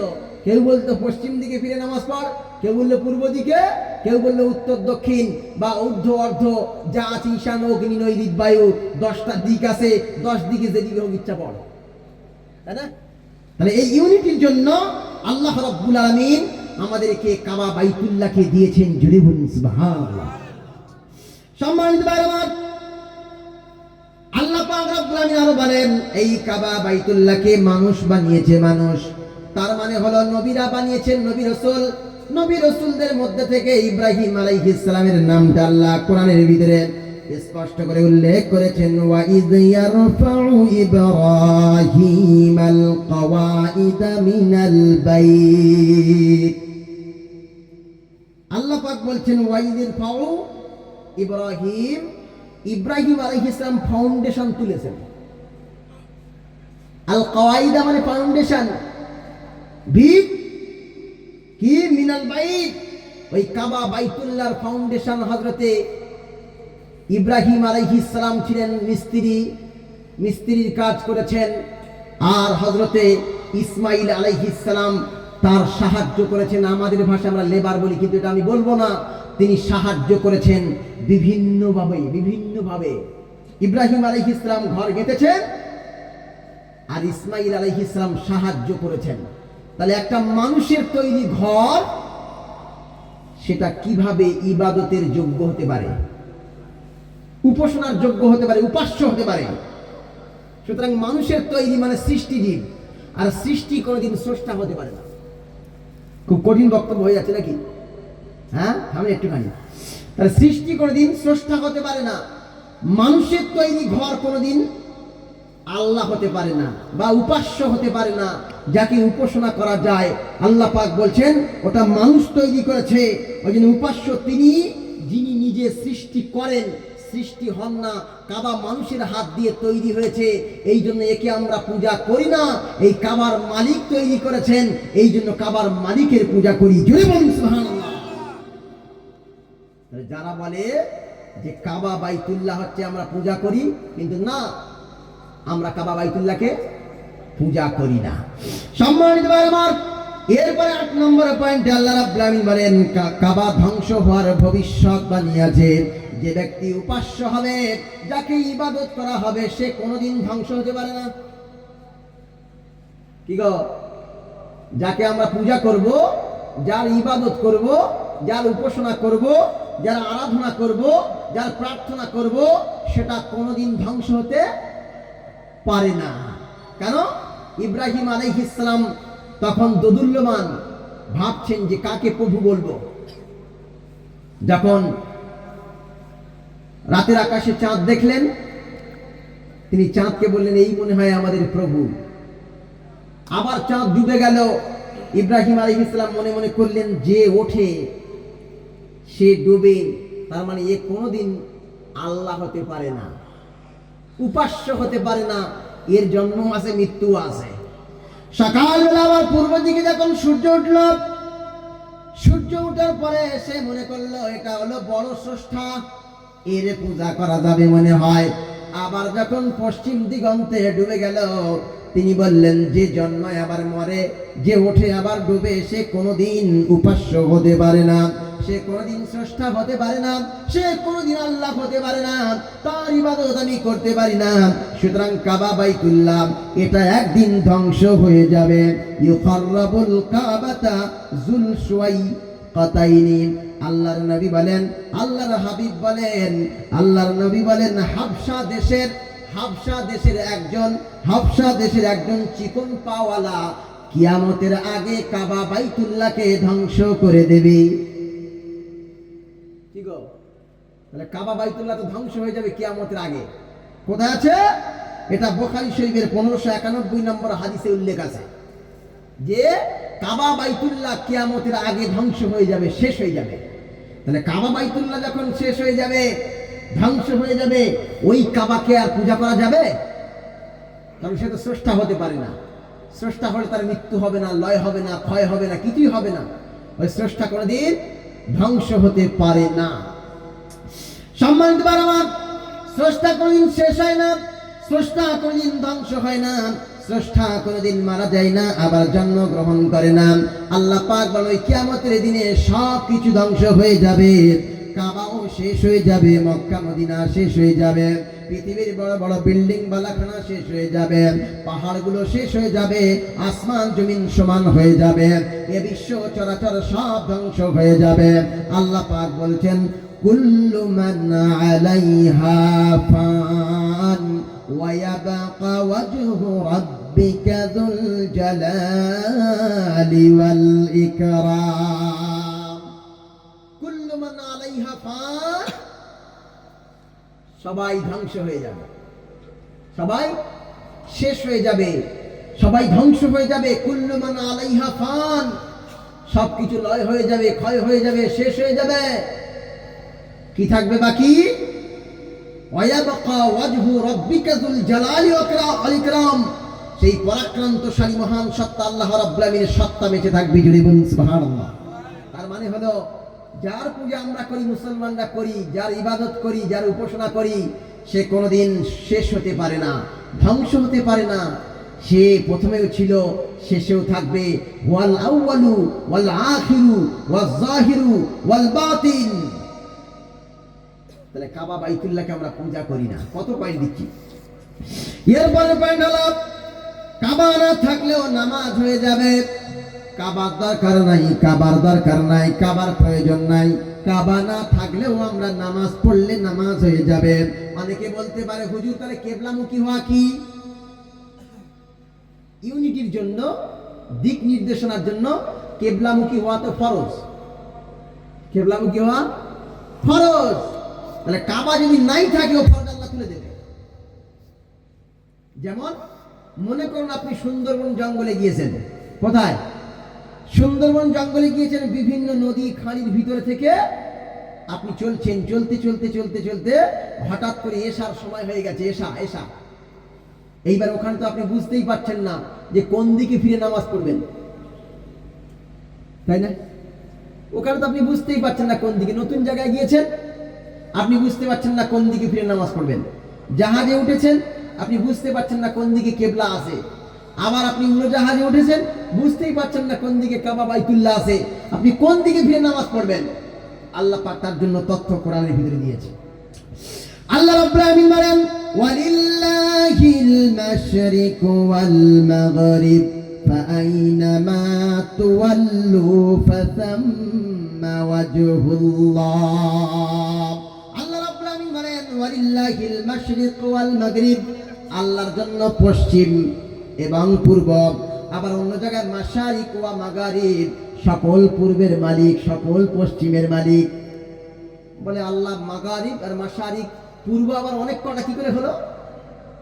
যারা বিজ্ঞানের ছাত্র আছে, ভূগোলের ছাত্র আছে, আমার দিকে খেয়াল করেন। কোরআনের মধ্যে আসছে কোথাও মাশারিক মাগারিব এসেছে, কোথায় মাশরিকাইনি ওয়াল মাগরিবাইন, দুই উদয় চল, দুই অস্ত চল, দুটো পূর্বের মালিক, দুটো পশ্চিমের মালিক। আবার কথা বলেছে সকল পূর্বের মালিক সকল পশ্চিমের মালিক, আবার কথা বলেছে পূর্বের মালিক পশ্চিমের মালিক। তিন রকম কথা আছে। করকম? মাশারিক ও মাগারিব, মানে সকল পূর্বের মালিক সকল পশ্চিমের মালিক। আবার কি আছে? মাশরিকাইনি ওয়াল মাগরিবাইন, দুই পূর্বের মালিক দুই পশ্চিমের মালিক। আবার আছে ওয়ালিল্লাহিল মাশরিক ওয়াল মাগরিব, পশ্চিমের মালিক পূর্বের মালিক। বলছে আল্লাহ তিন রকম কথা বললেন কেন? এই জন্য বলেছেন, কারণ হলো শোনেন, শুক্লপক্ষ আর কৃষ্ণপক্ষ এবং গরমের সময় শীতের সময় সূর্য কিন্তু এক জায়গা থেকে ওঠে না, এক জায়গা থেকে ওঠে না, এক সময় ঢলে যায় আবার মাথার উপরে চলে আসে। কখনো দিন বড় হয় কখনো রাত বড় হয়। এই জন্য যখন যে যে জায়গা থেকে প্রতিদিন আলাদা আলাদা জায়গা থেকে সূর্য ওঠে, এই জন্য আল্লাহ বলেছেন সকল উদয়াচলের মালিক। আবার সকল উদয়াচল আবার সকল অস্তাচল বলেছেন পশ্চিমের মালিক। যখন গরমের সময় দেখবেন পুরো মাথার উপর দিয়ে সোজা সূর্য ডুবে যায়, আবার ঠান্ডার সময় দেখবেন সাইড কেটে এক কোণে গিয়ে সূর্য ডুবে যায়। তার মানে পশ্চিম হলো অনেক জায়গায়, পূর্ব হলো অনেক জায়গায়। আল্লাহ পাক বলছেন ওয়ালিল্লাহিল মাশরিক ওয়াল মাগরিব, আল্লাহর জন্য পূর্ব এবং পশ্চিম। এরপর আল্লাহ কোনো কথা রাখলেন না, আল্লাহ কোনো কথা রাখলেন না। ফাআইনামা তুওয়াল্লু ফাসাম্মা ওয়াজহুল্লাহ। এ বান্দা, তুই যেদিকে ফিরে নামাজ পড়বি, যেদিকে ফিরে, পূর্ব পশ্চিম উত্তর দক্ষিণ উপরে নিচে ঈশান অগ্নি নৈরিত বায়ু, যেদিকে ঘুরে নামাজ পড়বি, ফাসাম্মা ওয়াজহুল্লাহ, আমি আল্লাহ সেই দিকে আছি। জোরে বলুন সুবহানাল্লাহ। মানে কাবার প্রয়োজন নেই। যুক্তির খাতিরে বললাম কাবার প্রয়োজন নেই। এবার 10 নম্বর পয়েন্টে আসুন। কাবার দিকে না ফিরে নামাজ পড়লেও নামাজ হয়ে যাবে। আল্লাহ পাক রব্বুল আমিন নবী মুহাম্মদ সাল্লাল্লাহু আলাইহি ওয়াসাল্লামকে বললেন ফাসাল্লি ফিহি রাকাতাইন। আল্লাহ নবীকে হুকুম দিয়ে বললেন, ও নবী যাও কাবার ভিতরে গিয়ে 2 রাকাত নামাজ পড়ো। কোথায়? কাবার পুরো ভিতরে কেউ ঢুকেছেন? হ্যাঁ, কাবার ভিতরে কেউ ঢুকেছেন আপনারা? হ্যাঁ, কাবার ভিতরে কেউ ঢোকেনি, অসুবিধা নেই। কাবার ভিতরে কেউ ঢোকেনি। নবী মুহাম্মদ সাল্লাল্লাহু আলাইহি ওয়াসাল্লাম ওই কাবার যে ঘর আছে ওই ঘরের ভিতরে ঢুকে নামাজ পড়েছেন। আচ্ছা বলুন তো, যখন কাবার ভিতরে নামাজ পড়ে তখন কিবলা কোন দিকে হয়? কথা বলেন না। হ্যাঁ, চতুর্দিকে, চতুর্দিকে তখন হয়ে যায়। তার মানে হলো কাবার ভিতরে ঢুকলে চতুর্দিকে কেবলা হয়ে যায়। কেবলা নিছক একটা দিকের নাম, একটা ইউনিট তৈরি করার জন্য, মানুষের একতাবদ্ধ তৈরি করার জন্য, যে সবাই একদিকে ফিরে নামাজ পড়ি। আমাদের প্রভু এক, এক নবীর উম্মত, জীবন বিধান এক, ওই শিবানী কোরআন। তবে কেন এক নয় হে মুসলমান, এক হও করিয়া হবান। বাইতুল্লাহ এক, মদিনা শরীফ এক, ওহদ পাহাড় এক, বদরের মাঠ এক। তাহলে বাইতুল্লাহ কটা? একটা। কাবা বাইতুল্লাহ একটা। কিন্তু ওই কাবার ভিতরে যখন কেউ নামাজ পড়ে, ওই কাবার ভিতরে নামাজ পড়লে আর কাবা একদিকে কিবলা হয় না, চতুর্দিকে কিবলা হয়ে যায়। তার মানে হলো আমরা কাবা শরীফের ইবাদত করি না, কাবার মালিকের ইবাদত করি। জোরে বলুন সুবহানাল্লাহ। সম্মানিত ভাই বোন, এরপরে 11 নম্বর পয়েন্ট হলো কাবাকে ঘিরে তোয়াফ করা। যখন আমরা কাবাকে ঘিরে তোয়াফ করি তখন হিন্দু ভাইরা বলে, ওরে মুসলমানের ছেলে শোন শোন, তোরা তো কাবাকে ঘিরে তোয়াফ করিস। দেখবেন অনেক মন্দিরে হিন্দু ভাইরা কি করে, হিন্দু বোনেরা তারা গন্ডি কাটে। কি কাটে দেখেছেন কোনোদিন? কেউ দেখেছেন? হ্যাঁ, ওই দেখেছে। মানে পুরো ঘরটা চারিদিকে এইভাবে শুয়ে পড়ে আর হাত দিয়ে এরকম দাগ কাটে, দাগ কাটে, দাগ কাটে, মানে চারিদিকে ঘোরে, মন্দিরের চারিদিকে ঘোরে। তো বলে আমরাও যেমন ঘুরি তোমরাও তো তেমন করে ঘোরো। তাহলে আমাদের আর তোমাদের এক নয় কেন? আমরা ঠাকুরের পূজা করি, আমরা শিবলিঙ্গের পূজা করি, তোমরাও তো কাবা ঘরের পূজা করো, আর তোমরাও তো ওই হাজরে আসওয়াদ পাথরের পূজা করো, আর তোমরাও তো কাবা বাইতুল্লাহর চতুর্দিকে ঘোরো। এর জবাব হলো তওয়াফ আমরা করি, কাবাকে চারিদিকে কেন্দ্র করে করি, ওটা আমাদের কেন্দ্রবিন্দু। মানুষকে ইউনিটি করার জন্য বললাম যে একতার প্রতীক হিসাবে আমরা ব্যবহার করি। চারিদিকে ঘুরে ঘুরে আমরা তওয়াফ করি, কিন্তু তওয়াফ ইবাদত করার জন্য নয়, আল্লাহর হুকুম পালন করার জন্য। তওয়াফ করি এই কাবার ইবাদতের জন্য নয়, আল্লাহ হুকুম দিয়েছে যে এই কাবা বাইতুল্লাহকে তওয়াফ করো, ঘোরো, এই জন্য আমরা তওয়াফ করি বা ঘুরি। জুড়ে বলবেন না সুবহানাল্লাহ। সম্মানিত ভাই আমার, যদি বলেন যে কোথায় হুকুম দিয়েছে, আল্লাহ রাব্বুল আলামিন কোরআনের মধ্যে বলছেন ওয়াল ইয়াতাওয়াফু বিল বাইতিল আতীক। আল্লাহ রাব্বুল আলামিন কোরআনের মধ্যে বলেন, এই পৃথিবীর মানুষেরা তোমরা ঘোরো, তোমরা চক্কর লাগাও, তোমরা এই কাবার চারিদিকে তওয়াফ করো, ঘোরো। তওয়াফা ইয়াতুফু মানে হলো চক্কর লাগানো, ঘোরা। আল্লাহ পাক বলছেন ফালইয়াতাওয়াফু, তোমরা ঘোরো বিল বাইতিল আতীক, এই পুরানো ঘরটার চারিদিকে ঘোরো। আল্লাহ এখানে হুকুম দিয়েছে, এই হুকুম দিয়েছে বলেই তার হুকুম মানার জন্য আমরা ঘুরি, হুকুম মানার জন্য ঘুরি, কিন্তু কাবার ইবাদত করি না। যেমন অনেকে বলে যে হুজুর আদমকে তো আপনাদের সেজদা করতে বলেছে, ফেরেশতাদেরকে সেজদা করতে বলেছিল আদমকে, তা ওই তো একটা মূর্তির সামনে ফেরেশতারা মাথা নত করেছে, আমরাও ঠাকুরের সামনে মাথা নত করি। সম্মানিত ভাইরা, আসলে না না, কোন মানুষের সামনে মাথা নত করার জন্য আল্লাহ হুকুম জারি করেন নাই। আল্লাহ মানুষের শ্রেষ্ঠত্ব প্রমাণ করার জন্য ফেরেশতাদের বলেছে, ফেরেশতারা সিউসজুদু লি আদম, আদমকে সিজদা কর, আদমকে সিজদা কর, আদমকে সিজদা করতে বলেছে। এটা হলো আল্লাহর হুকুম। আল্লাহর যখন হুকুম হয়েছে সাথে সাথেই তারা সিজদা করেছে, কিন্তু ওই আল্লাহ আবার নিষেধ করেছে, আমি আল্লাহ আমাকে বাদ দিয়ার কারো সামনে মাথা নত করা যাবে না। তার মানে হলো ওটা হলো আল্লাহর পরীক্ষা ছিল, ওটা হলো আল্লাহর কৌশল ছিল, কিন্তু এই পৃথিবীতে আল্লাহ পাক বলেন না, আমি ছাড়া কারো সামনে মাথা নত করা যাবে না। তার মানে হলো কাবার সামনে মাথা নোয়াই না, হাজরে আসওয়াদের সামনে মাথা নোয়াই না, ওই তওয়াফ করি আল্লাহর হুকুম পালন করার জন্য, কিন্তু আমরা কাবার ইবাদত করি না, কাবার মালিকের ইবাদত করি। জোরে বলুন সুবহানাল্লাহ। এরপরে শেষ পয়েন্টটা বলবো যে কাবার সম্মান করা, কাবার সম্মান করা। তো অনেকেই বলতে পারে যে হুজুর, যে কাবাকে তো আপনারা সামনে রেখেই নামাজ পড়েন, তার মানে আমরা কি বুঝতে পারি যে কাবারই ইবাদত করছেন? আমি তখন বলবো, যখন শিক্ষক মহাশয় স্কুলে আসে ক্লাসরুমে, তখন বিরাট বড় একটা বোর্ড লাগানো থাকে, তাই না? কি গো, কি থাকে? বোর্ড লাগানো থাকে, ওই ব্ল্যাকবোর্ডের দিকে সব ছেলেরা থাকে না? তার মানে কি ব্ল্যাকবোর্ডের পুজো করে? একটা দেশের বিচারপতি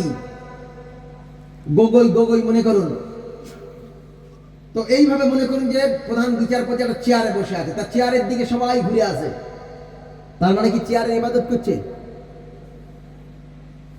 আমি এই যে ওই স্টেজে বক্তব্য করছি, এই বক্তব্য আপনারা আমার দিকে তাকিয়ে সবাই বসে আছেন, তার মানে কি আপনারা আমার ইবাদত করছেন? সবাই তো আমার দিকে দেখে আছেন না, তাকিয়ে আছেন না? তাহলে আমরাও এরকম ইউনিটি করার জন্য, মানে একটা কেন্দ্রবিন্দুর দিকে সবাই একভাবে থাকার জন্য আমরা কাবার দিকে সবাই ঘুরে থাকি। এর মানে এই নয় যে আমরা কাবার ইবাদত করি। যেমন এই ব্ল্যাকবোর্ডের দিকে তাকালে ব্ল্যাকবোর্ডের ইবাদত করা হয় না, যেমন মানে বিচারপতি চেয়ারের দিকে ঘুরে থাকলে চেয়ারের পূজা করা হয় না, তেমন আমার দিকে ঘুরে থাকলেও আমার পূজা করা হয় না। যেমন ইমাম সাহেব যখন নামাজ পড়ায়, ইমামের পিছনে নামাজ পড়লে কিন্তু ইমামের পূজা করা হয় না, ইমামের মালিকের পূজা করা হয়। জোরে বলুন সুবহানাল্লাহ। মানে কথাগুলো বুঝতে পেরেছেন? যেমন আমরা দেশের পতাকাকে ঘিরে কি করি? পতাকাকে ঘিরে বলি সারে জাহাঁ সে আচ্ছা হিন্দুস্তান হামারা। তার মানে কি ওই পতাকার পূজা করছি? না, ওর সম্মানার্থে আমরা ঘুরে একটু আমরা দেশের দেশত্ববোধক গান বলি। ঠিক তেমনই ভাবে ওই কাবা বাইতুল্লাহর দিকে ঘুরে আমরা আল্লাহর প্রশংসা করি আর আল্লাহর নামাজ পড়ি। জোরে বলুন সুবহানাল্লাহ। সম্মানিত ভাইরা, আমি আপনাদের কাছে এইভাবে আমি কাবার বিভিন্ন পয়েন্টে উল্লেখ করলাম। পয়েন্টগুলো একবার উল্লেখ করে দিই যে কাবা কি সেটাও বললাম, কাবার ইবাদত করা যাবে না, কাবার মালিকের ইবাদত করা যাবে সেটা বললাম। এরপরে বললাম যে কাবা নিজেই মানুষ তৈরি করেছে, মানুষের তৈরি কাবার পূজা আমরা করতে পারি না। হাজরে আসওয়াদ সম্পর্কে বললাম এটা আল্লাহর পাঠানো পাথর, এর পূজা আমরা করি না। এরপরে আবার আমি আপনাদের বললাম কাবা যদি ভেঙে যায় শেষ হয়ে যায়, তার মানে কি ইসলাম শেষ হবে নাকি? না না না। আবার তারপরে বললাম কাবা মানুষের দ্বারা বানানো, আর মানুষের দ্বারা বানানো জিনিসের কোনোদিন আমরা ইবাদত করতে পারি না। তার মানে বুঝতে পারলাম, এখান থেকে ছোট্ট একটা পয়েন্ট বুঝতে পারলাম যে আমরা কাবার ইবাদত করি না, কাবার মালিকের ইবাদত করি। এতক্ষণ ধরে আমি একটা পয়েন্ট বোঝালাম যে আমরা কাবার পূজা করি না, তাই না? কাবার মালিকের পূজা করি। ওই জন্য আমি বললাম যে আজকে আমি একটা প্রশ্নবোধক চিহ্ন দিয়ে বক্তব্য শুরু করব। কি দিয়ে? প্রশ্নবোধক চিহ্ন দিয়ে। সেটা হচ্ছে যে আমরা কি কাবার পূজা করি? এই পয়েন্টটা এখানে শেষ করলাম। এরপর আসুন, এটা হলো আমার ভূমিকা পয়েন্ট। কোনটা দাও দেখি? এটা হলো আমার ভূমিকা পয়েন্ট। এই ভূমিকা পয়েন্টে যতগুলো কথা বললাম মাথায় রাখতে হবে। কোনো মুসলিম ভাই যদি বলে যে আপনারা আদম নামক ঠাকুরের ইবাদত করেছেন, আপনারা কাবার সামনে মাথা নত করেছেন, আপনারা হাজরে আসওয়াদের সামনে মাথা নত করেছেন, আপনারা কাবার চারিদিকে তোয়াফ করেছেন, যেমন আমরা মন্দিরের চারিদিকে ঘুরি, এর জবাবগুলো কিন্তু আপনাদের মুখে মুখে দেওয়ার দরকার আছে না নাই? আছে না নাই? মুখে মুখে জবাব দিলে তখন আর তারা কি করতে পারবে না, আপনাদেরকে হারাতে পারবে না। এখন দেশের পরিস্থিতি সম্পর্কে কিছু কথা বলে নি। দেশের পরিস্থিতি অত্যন্ত খারাপ, তাই না? তো দেশের পরিস্থিতি যে খারাপ, এর জন্য আমরা কি করতে পারি? কই একজন বলেন দেখি।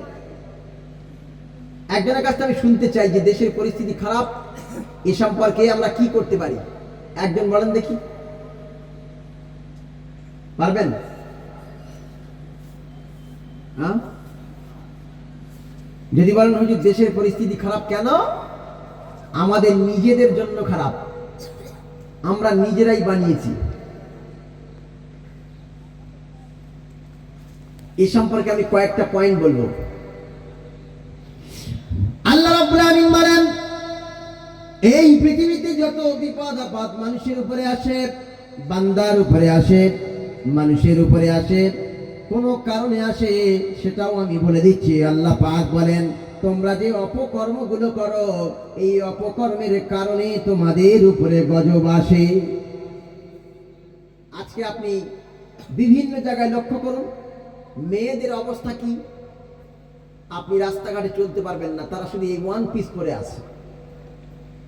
কি পিস? One piece. বাজারে ঘাটে, রাস্তায়, মাঠে, পার্কে, পুকুর পাড়ে, রাস্তাঘাটে যেখানেই যাবেন আপনি দেখবেন নারীর অবাধ চলাফেরা। নারীর অবাধ চলাফেরা। গার্লফ্রেন্ড বয়ফ্রেন্ড তো আছেই, গুনাহ জেনা তো আছে। এখন আবার নতুন নতুন মানে গুনাহ আবিষ্কার হচ্ছে। কি হচ্ছে না, কল গাল, মহিলাকে ডাকলে জেনা করা যায়। আবার মহিলাকে নিয়ে গিয়ে বয়ফ্রেন্ড গার্লফ্রেন্ড ঘুরতে যায় বিয়ের আগে। বিয়ে ছাড়া মহিলার সঙ্গে পুরুষের সম্পর্ক স্পষ্ট হারাম, কিন্তু আমরা আজকে বুঝি না। আজকে আমাদের আম হয়ে গিয়েছে, সাধারণ হয়ে গিয়েছে, সাধারণ হয়ে গিয়েছে। ছেলে বাপ মার সামনে অন্য মেয়েকে ফোন করছে, হ্যাঁ ভালো আছো, হ্যাঁ ঠিক আছে ভালো, ঠিক আছে রাখো। ওটা কে? তোর গার্লফ্রেন্ড ফোন করছে আমার। যুবকদের মধ্যে এরকম নেই মনে হয়, এদিকে নেই, এদিকে সব আল্লাহর ওলি, সব আমাদের ওদিকে আছে। আবার ওই গার্লফ্রেন্ডের সঙ্গে 5 বছর কথা বলার পরে বাপকে বলছে যাও অমুক বাড়ির মেয়েটা দেখে এসো, আমি বিয়ে করবো। মানে 5 বছর ধরে হারাম সম্পর্ক করে ওই মেয়েকে বিয়ে করবো, পেট থেকে তো আল্লাহর ওলি বেরোবে নাকি? পেট থেকে কি বেরোবে? দ্বীপ জল বেরোবে, দ্বীপ জল। আপনি যদি নিম গাছ পোতেন, ওই নিম গাছ থেকে কোনোদিন আঙ্গুর ফল আশা করতে পারেন না, পারেন? আপনি যদি আঙ্গুর ফল লাগান তাহলে কিন্তু আঙ্গুর আশা করবেন, নিম গাছ লাগিয়ে কিন্তু নিম ফল আশা করবেন না, এই আঙ্গুর ফল আশা করবেন না। ওই জন্য আমাদের মায়েরা যদি তাদের পেটগুলো, তাদের সতীত্বগুলো, তাদের সৌন্দর্যগুলো ঢাকা রাখে, তাদের মাধ্যমে আবারও সেই তিতুমিরের জন্ম হবে, আবারও সেই আবু বকর সিদ্দিকের জন্ম হবে, আবারও সেই বসিরহাটের আল্লামা রুহুল আমিন রহমাতুল্লাহ আলাইহির জন্ম হবে, আবার মানে বড় পীর আব্দুল কাদের জিলানীর মতো ছেলে জন্ম হবে, খাজা মাইনুদ্দিন চিশতি আজমিরি সঞ্জিরি রহমাতুল্লাহ আলাইহির মতো সন্তান জন্ম হবে, বীর সালাউদ্দিন আইয়ুবী জন্ম হবে। আর আমাদের মায়েরা যদি রাস্তাঘাটে সব জায়গায় বেহায়াপনার মতো চলে, ওদের পেট থেকে দ্বীপ জল ছাড়া আল্লাহর ওলির জন্ম হবে না। সব জায়গায় যদি এত গুনাহ হয়, জেনা হয়, তাহলে আমাদের উপরে গজব আসবে না, তা কাদের উপরে আসবে? আল্লাহ রাব্বুল আমিন বলেন যাহারাল ফাসাদু ফিল বাররি ওয়াল বাহর বিমা কাসাবাত আইদিন নাস। আল্লাহ পাক রাব্বুল আমিন বলেন যাহারাল ফাসাদু ফিল বাররি ওয়াল বাহর, আসমানের এবং জমিনে এই স্থলভাগে এবং জলভাগে যত বিপর্যয় সৃষ্টি হয় সব আমাদের হাতের তৈরি, হাতের কামাই, হাতের অপকর্মের কারণে। এই যে ভূমিকম্প হলো কয়েকদিন আগে বাংলাদেশে হলো, এছাড়া বিভিন্ন জায়গায় ভূমিকম্প হলো, ভূমিকম্পের কারণে মানে বড় বড় ঘরগুলো ভেঙে পড়লো, বড় বড় শহরগুলো, রাস্তাগুলো শেষ হয়ে গেল। তারপরে দেখুন নদীতে জলোচ্ছ্বাস হচ্ছে, জলোচ্ছ্বাস, জল বন্যা, আকাশ বন্যা, নদী বন্যা, তারপরে আপনার কিনা ভূমিকম্প তো আছেই, এবার ঝড়ও আছে, কখনো আয়লা, কখনো লাইলা, কখনো একলা, কখনো ফ্যাকলা, কখনো ফেক ফেক, বিভিন্ন রকমের ঝড় তো আছেই। আগে কি এত ঝড় হতো? একবারও ভেবেছেন? আর 50 বছরের লোক কে আছে? হাত তোলেন দেখি। আগে এত ঝড় হতো? এত ভূমিকম্প হতো? কথা বলে না। এত ঝড় ভূমিকম্প কি হতো? হতো না। কিন্তু এখন সব ডিজিটাল, মানুষকে ডিজিটাল গুণা করে, আল্লাহ ডিজিটাল এরকম করোনা ভাইরাস ছড়াচ্ছে। আগে ক্যান্সার ছিল না, আগে করোনা ছিল না, আগে সুগার ছিল না, আগে প্রেসার ছিল না, এগুলো ছিল না, এগুলো নতুন করে আমদানি হচ্ছে। পৃথিবীর মানুষ যত ডিজিটাল গুনাহ করবে, আল্লাহ তত ডিজিটাল গজব দিয়ে ধন্য করবে। সম্মানিত ভাইরা, এই পৃথিবীতে বিপর্যয় সৃষ্টি হচ্ছে, সব আমাদের হাতের তৈরি, হাতের তৈরি, হাতের কামাই করা। এই হাতের কামাই করা, হাতের তৈরি সব এই এর জন্য আমরাই নিজেরাই দায়ী। আমরা নিজেরাই এই জন্য দায়ী কারণ এই কাজগুলো আমরা নিজেরাই করেছি। নিজেরাই করার কারণে এই কাজের ফল কিন্তু আমাদের ভোগ করতে হবে, আমাদের ভোগ করতে হবে। তবে আমি 15টি কারণ আপনাকে উল্লেখ করতে পারি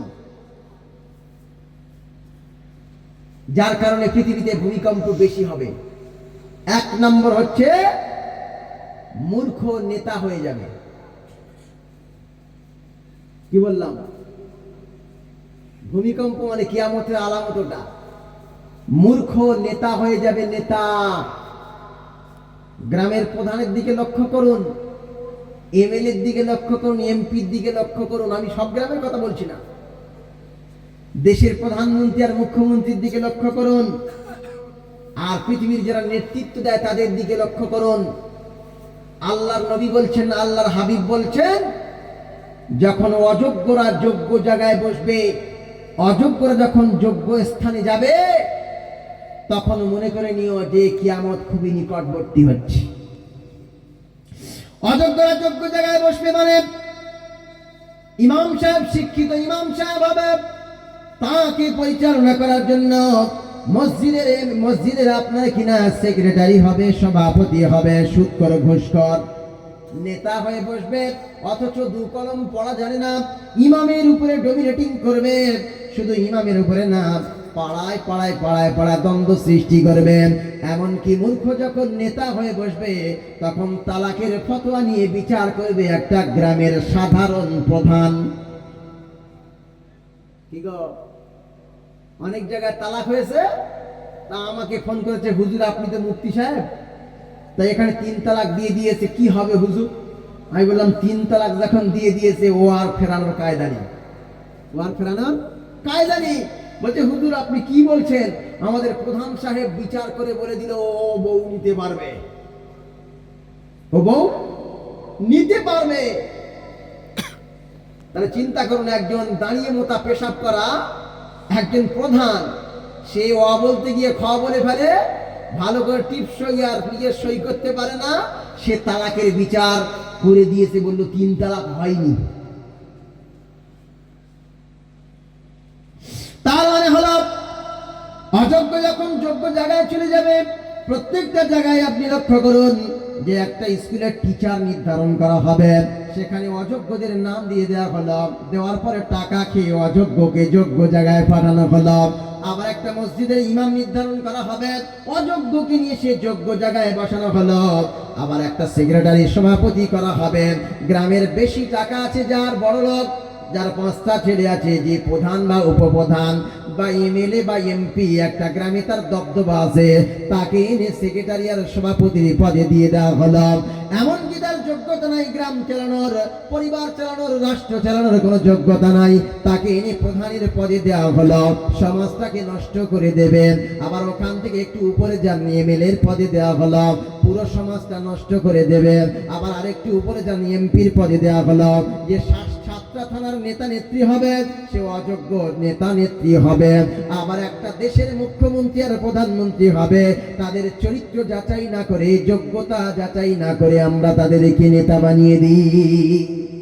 বলছে যখন অযোগ্যরা যোগ্য জায়গায় বসবে, তখন মনে করে নিও কিয়ামত আসছে। এগুলো হচ্ছে না সমাজে? হচ্ছে। 2 নম্বর কথা হলো, আমানতটা উঠে যাবে, আমানতের খেয়ানত করবে। কোন ব্যক্তি যদি কোনো ব্যক্তির কাছে 10,000 টাকা গচ্ছিত রাখে, আমানত রাখে, সকালবেলা উঠে বলবে তুই কখন দিয়েছিস, তোর কোনো সাক্ষী আছে নাকি, তোর কোনো ডেনি পেপারে লেখা আছে নাকি, তোর কোনো দলিল আছে নাকি, তোর কোনো প্রমাণ আছে নাকি? লক্ষ লক্ষ টাকা যখন একজন ব্যক্তি আর একজনের কাছে আমানত রেখে দেবে, আমানতটা খেয়ানত করে ফেলবে, খেয়ানত করে ফেলবে। যখন দেখবে মানুষ আমানতের খেয়ানত করছে, তখন মনে রাখবে এই সময়ে কিয়ামত এসে গিয়েছে। আমানতের খেয়ানত বলতে কি? আল্লাহ চোখকে বানিয়েছে, আমাদের আমানত দিয়েছে, ওই চোখ দিয়ে সারা রাত ধরে ফ্রি ফায়ার মার মার মার মার মার মার খেলছে না ছেলেরা? আল্লাহ এই বডিকে আমার নিয়ামত দিয়েছে, ও সারা রাত না ঘুমিয়ে ওই সারা রাত ধরে গার্লফ্রেন্ডের সঙ্গে আর বয়ফ্রেন্ডের সঙ্গে হাই হ্যালো কি করছি বলো। আচ্ছা, আল্লাহ ওর স্মৃতিশক্তিকে, ব্রেনকে আমানত হিসাবে দিয়েছে, ও ভালো কাজে খরচা না করে খারাপ কাজে খরচা করছে।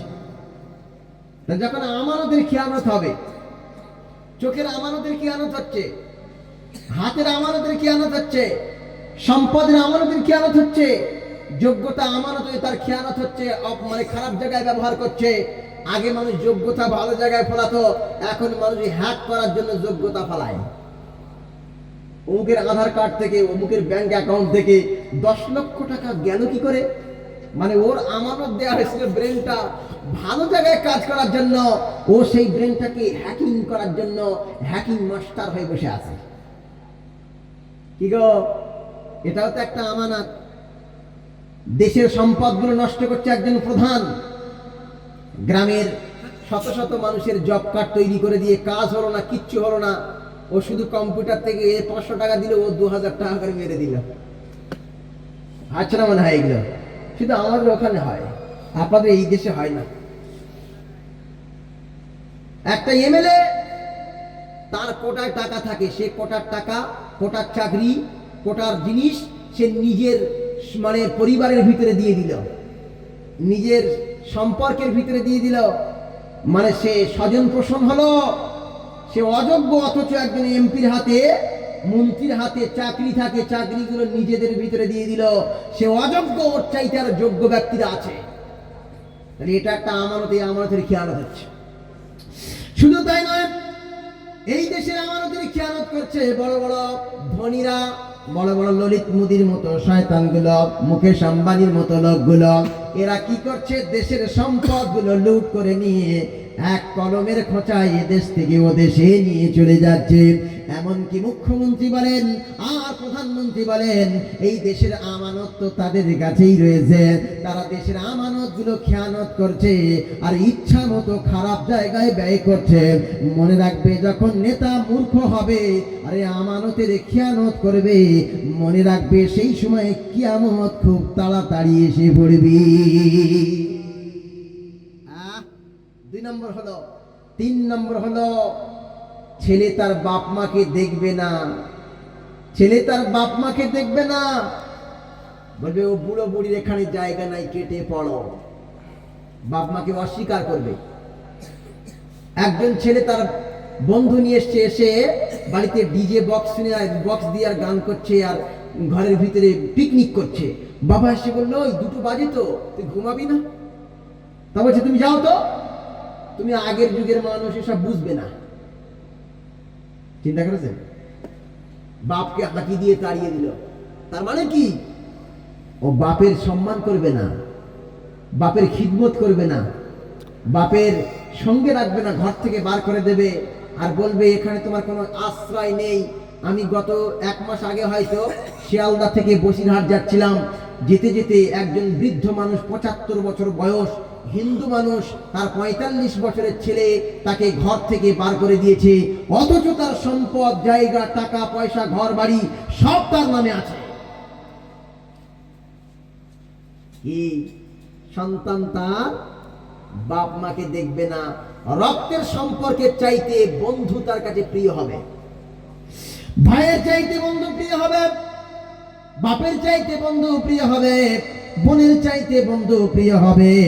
রক্তের সম্পর্কের চাইতে দূরের সম্পর্কের মানুষগুলো বেশি কাছে এসে যাবে, কাছে এসে যাবে।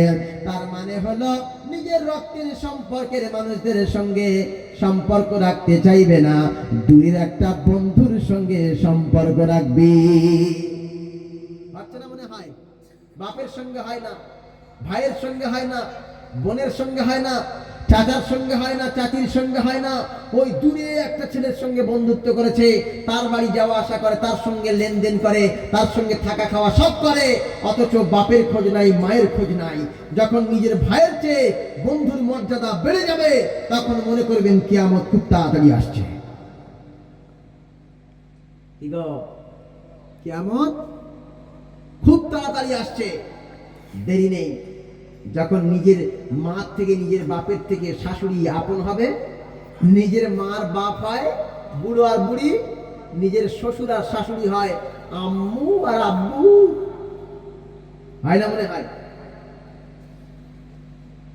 দেখবেন জামাইবাবু যখন শ্বশুর বাড়িতে যায়, ফল নিয়ে যায়, মিষ্টি নিয়ে যায়, এটা নিয়ে যায়, সেটা নিয়ে যায়, কিন্তু মায়ের কাছে যখন যায়, গিয়ে বলে, মা গো, তোমার জন্য কিছু আনতে পারি নাই। মনে রাখবেন, আপনার শাশুড়ি আপনার হাতের দিকে চেয়ে থাকে, আপনার শ্বশুর আপনার টাকার দিকে চেয়ে থাকে, আপনার শালি শালা, আপনার স্ত্রী আপনার এই ঝোলার দিকে চেয়ে থাকে, আমার জন্য কি আনলো, ব্যাগে আমার জন্য কি জামা কাপড় এনেছে, কি সাজুগুজু এনেছে, কি খাবার এনেছে, এই দিকে তারা চেয়ে থাকে। অথচ মা তার সন্তানের মুখের দিকে চেয়ে থাকে, ও বাবা, তুই যাইনি ওখানে রাখ, তুই খেয়েছিস একটু। এই সম্পর্ক আর নাই। আমি বহু জায়গায় ঘুরে বেড়াচ্ছি, বাপের সঙ্গে ছেলের সম্পর্ক নাই, মায়ের সঙ্গে মেয়ের সম্পর্ক নাই, ভাইয়ের সঙ্গে ভাইয়ের সম্পর্ক নাই, নিজের রক্তের সম্পর্কের সঙ্গে রক্তের সম্পর্ক নাই।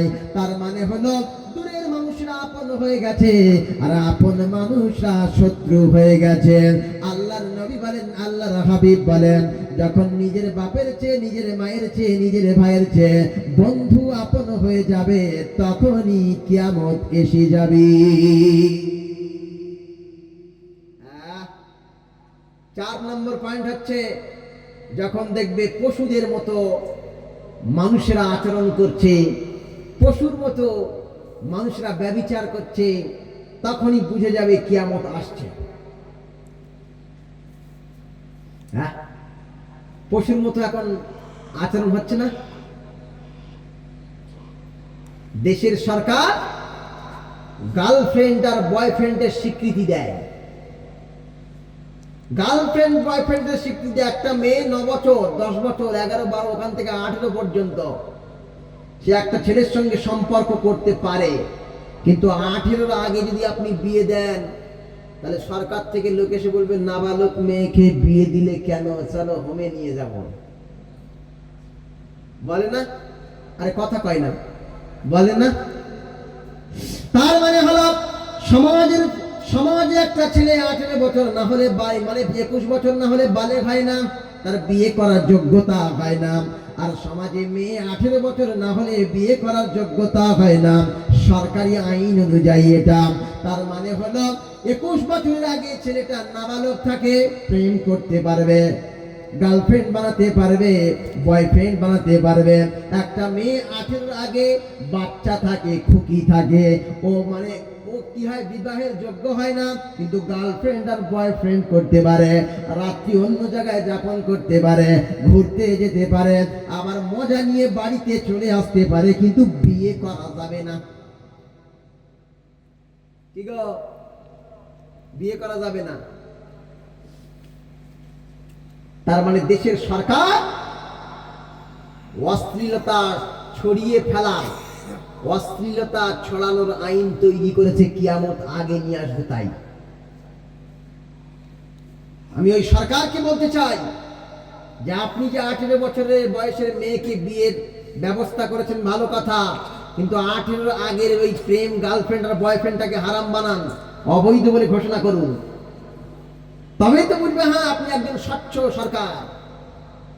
কিন্তু আপনি শুধু বিয়েটাকে বাধা দিলেন না, বৈধ জিনিসটা বাধা দিলেন, দিয়ে অবৈধ জিনিসটাকে আপনি প্রমোট করলেন, গোটা দেশে, গোটা গ্রামে, গোটা রাষ্ট্রে ছড়িয়ে ফেললেন। এর মাধ্যমে আজকের আনাচে কানাচে ঝোপে ঝাড়ে একটা ছেলে আর একটা মেয়ের সব কাপল দেখা যাচ্ছে বিবাহের আগে। সরকারকে আরো একটা কথা বলতে চাই, সরকার তো দেখে 18 বছরের আগে বিয়ে হলে তাকে হোমে নিয়ে যায়, কিন্তু সরকারের এটা দেখা দরকার যে মেয়েটা বিধবা অবস্থায় আছে তার বিবাহের ব্যবস্থা করা, যে মেয়েটা 30 পার হয়ে গেল তার বিবাহ হচ্ছে না, বিবাহের জন্য বন্দোবস্ত করা, যে ছেলেটা চাকরি পাচ্ছে না, বেকার হয়ে ঘুরে বেড়াচ্ছে, 30 বছর বয়স হয়ে গেল, 35 বয়স হয়ে গেল, কোনো কাজ পাচ্ছে না, কোনো চাকরি বাকরি পাচ্ছে না, সে বিয়েও করতে পারছে না। সমাজের ছেলে বুড়ো হয়ে যাবে, অসুবিধা নাই, কিন্তু 20 বছরের যুবক বিয়ে করলে তোমার অসুবিধা কি গো? একটা 20 বছরের ছেলে ও খাটাখাটনি করে সব করে, কিন্তু 20 বছরে বিয়ে করলে বলে তুই নাবালক, তুই নাবালক আবার বিয়ে করবি কেন, চলো হোমে চল। 17 বছরের মেয়ের বিয়ে দিলে বলে এই বয়স কম, সরকারি বয়স এখন হয়নি, হোমে চলো। তাহলে সরকারের দৃষ্টিতে যদি 18 বছর বয়স হয়, তার আগেগুলো বাচ্চাগুলো কি করে হয়? কথা বলে না, তার আগে বাচ্চা হয় তো 14, 15, 16, 17, এদের বাচ্চা হয় না। তাহলে এই সরকার অশ্লীলতা ছড়াচ্ছে। মনে রাখবেন, যেদিন এই দেশে পশুর মতো আচরণ চলবে, অশ্লীলতা ছড়িয়ে পড়বে, সেদিন মনে রাখবেন কিয়ামত খুব তাড়াতাড়ি এসে গেছে। এখন তো কিয়ামতের আলামত চলছে। আপনি পার্কগুলোতে যান, আপনার মাকে নিয়ে, মেয়েকে নিয়ে, বোনকে নিয়ে, ভাইকে নিয়ে যেতে পারবেন না, কারণ শুধু জোড়ায় জোড়ায় জোড়ায় জোড়ায় বসে আছে, বকবকুম বকবকুম বকবকুম করছে। তার মানে দাঁড়ালো, বর্তমান প্রেক্ষাপট অনুযায়ী আমি বলতে পারি অশ্লীলতা ছড়িয়ে পড়েছে। অশ্লীলতা শুধু সামনে, চোখের সামনে ছড়িয়ে পড়ে নাই। আপনি ফেসবুক চালাবেন, ফেসবুকে স্ক্রল করবেন, দেখবেন মুসলমানের মেয়েরা একটা মাত্র চুড়িদার পরে, মাথার চুল খোলা, ওখানে ড্যান্স দিচ্ছে আর টাকা ইনকাম করছে। বলছে আমার ভিউয়ার্স কত জানিস, আমার সাবস্ক্রাইবার কত জানিস, 2 লক্ষেরও বেশি। ও সাবস্ক্রাইবার নেওয়ার জন্য, ভিউয়ার্স নেওয়ার জন্য, কমেন্ট, লাইক আর শেয়ার নেওয়ার জন্য শত শত নারীরা তাদের সতীত্ব আর চরিত্রগুলো ফোনের মাধ্যমে যুবকদের কাছে বিক্রি করে, যে কথা ঠিক না ভুল? আপনার বাড়ি আমার বাড়ি, মেয়েদের দিকে লক্ষ্য করুন, দেখবেন ওরা ইনস্টাগ্রাম চালায়, টিকটক করে, ওরা ফেসবুক চালায়, ওরা হোয়াটসঅ্যাপ চালায়, ওরা ইউটিউব চালায়। এই ইউটিউবের মাধ্যমে, ফেসবুকের মাধ্যমে, ইনস্টাগ্রামের মাধ্যমে শত শত মুসলিম ঘরের মেয়েরা তারা তাদের পর্দাকে সরিয়ে জর্দা বানিয়ে ডান্স করছে। দেখে আফসোস হয়, বলার কিছু নাই। ওই নিয়ে যদি আমরা পোস্ট করি, আবার শকুনের দলেরা, চরিত্রহীন লম্পট গুলো এসে বলে, ও যা করছে তোর কি? কি গো, ও করছে তোর কি? আমি বলবো, আমার পাশের বাড়িতে সবাই আছে, আমার বাড়ির সামনে একটা কুকুর মেরে ফেলে রাখবো। কথা বলে না? আমার বাড়ির সামনে একটা কুকুর মেরে ফেলে রাখবো, আর বলবো আমার ঘরের সামনে আছে, তোর সমস্যা কোথায়? কথা বুঝতে পারলেন না? তাহলে কুকুর মরার পরে কি বেরোবে? দুর্গন্ধ। কষ্ট কাদের হবে? সবার হবে না? তাহলে আমি যদি আমার বাড়ির সামনে কুকুর মেরে ফেলে রাখি, মরে পচে পোকা হয়ে যায়, আমার যেমন নাকি দুর্গন্ধ আসবে, কষ্ট হবে, রাস্তায় যত লোক যাবে দুর্গন্ধ কষ্ট হবে, পাশের বাড়ির যত লোক থাকবে দুর্গন্ধ কষ্ট হবে। তেমনি ভাবে একটা কুকুর যেমন দুর্গন্ধ ছড়াচ্ছে, একটা নারীও ওই অর্ধ উলঙ্গ হয়ে ডান্স করছে, মানে শুধু তার ক্ষতি নয়, এটা আমাদেরও ক্ষতি। আমি আজকে আপনাদের বলে যাচ্ছি, যুবক ভাইদের, মেয়েদের কাছে একটি অ্যান্ড্রয়েড ফোন দেবেন না। আপনার মেয়েটা নষ্ট হয়ে যাচ্ছে, আপনার ছেলেটা, কম বয়সী ছেলেটা নষ্ট হয়ে যাচ্ছে। আপনার মেয়ের মাধ্যমে, আপনার ছেলের মাধ্যমে আজ ফেসবুক জগৎটা, ইউটিউব জগৎটা একদম অশ্লীলতায় ভরে যাচ্ছে। কারণ ওরা ফেসবুকে ঢুকে দেখছে সেই মানে ইংরেজরা কি করছে, নাচছে, ইংরেজরা উলঙ্গ হেঁটে বেড়াচ্ছে, ও তাই দেখে মনে করে আমরাও তাহলে বেড়াবো, আমাদেরও তো বিশাল ভিউ হবে, বিশাল টাকা ইনকাম হবে। তবে মনে রাখবেন, আখেরে ক্ষতি হবে। ওই মেয়ের পেট থেকে, ওই ছেলের ঔরস থেকে ভালো সন্তানের জন্ম হবে না, খারাপ সন্তানের জন্ম হবে। আর আল্লাহ খারাপ ব্যক্তির উপরেই কিয়ামত দেবে। কখন কিয়ামত আসবে? আল্লাহ নবী বলেন, আল্লাহর হাবিব বলেন, যখন আল্লাহ আল্লাহ বলা কোনো বান্দা থাকবে না, কোরআনটা কোরআনের জায়গায় থেকে যাবে, রসম উঠে যাবে, তেলাওয়াত উঠে যাবে, আইন উঠে যাবে, হুকুম উঠে যাবে, মসজিদগুলো বেকার পড়ে থাকবে, সেখানে নামাজ হবে না, মাদ্রাসাগুলো বেকার পড়ে থাকবে, নামাজ হবে না, কোরআন তার কোরআনের জায়গায় থাকবে, লেখা থাকবে, আমল থাকবে না, তেলাওয়াত থাকবে না। সেই সময় মানুষ আল্লাহকে ভুলে যাবে, আল্লাহ বলা হয়ে যাবে, আল্লাহ বলার কেউ থাকবে না। ওই আল্লাহ বলা যখন কেউ থাকবে না, তখন সবচাইতে সমাজের নিকৃষ্ট মানুষ হবে তারা, পশুর চেয়েও খারাপ হবে। এমন মানুষের উপরে আল্লাহ রাব্বুল আমিন কিয়ামতটা অবতীর্ণ করবে। আমরাই তো প্রমোট করে নিয়ে আসছি। যদি বলে হুজুর কিভাবে? সবাই যখন অবৈধ সন্তান এই পৃথিবীতে থাকবে, তখন তাদের উপরে কিয়ামত আসবে। কিভাবে সেটা আমি একটা একটা পয়েন্ট বলছি, দেখেন। অনেকে আমরা ছেলে এবং মেয়েকে নিয়ে পালিয়ে গিয়ে ইচ্ছা মতো তাদের সঙ্গে সম্পর্ক করে তাদের পেটে বাচ্চা আসছে। এখন অনেক নায়ক নায়িকাদের দেখবেন, তারা লিভ টুগেদার থাকে, বিয়ে থাক কিছু কারণে তাদের মাঝখান থেকে সন্তান চলে এসছে, ও অবৈধ সন্তান। অনেক দেখবেন, অনেকে তার বিবাহ হয়েছে, বিবাহ হওয়ার পরে স্ত্রীকে 3 তালাক দিয়ে রেখেছে।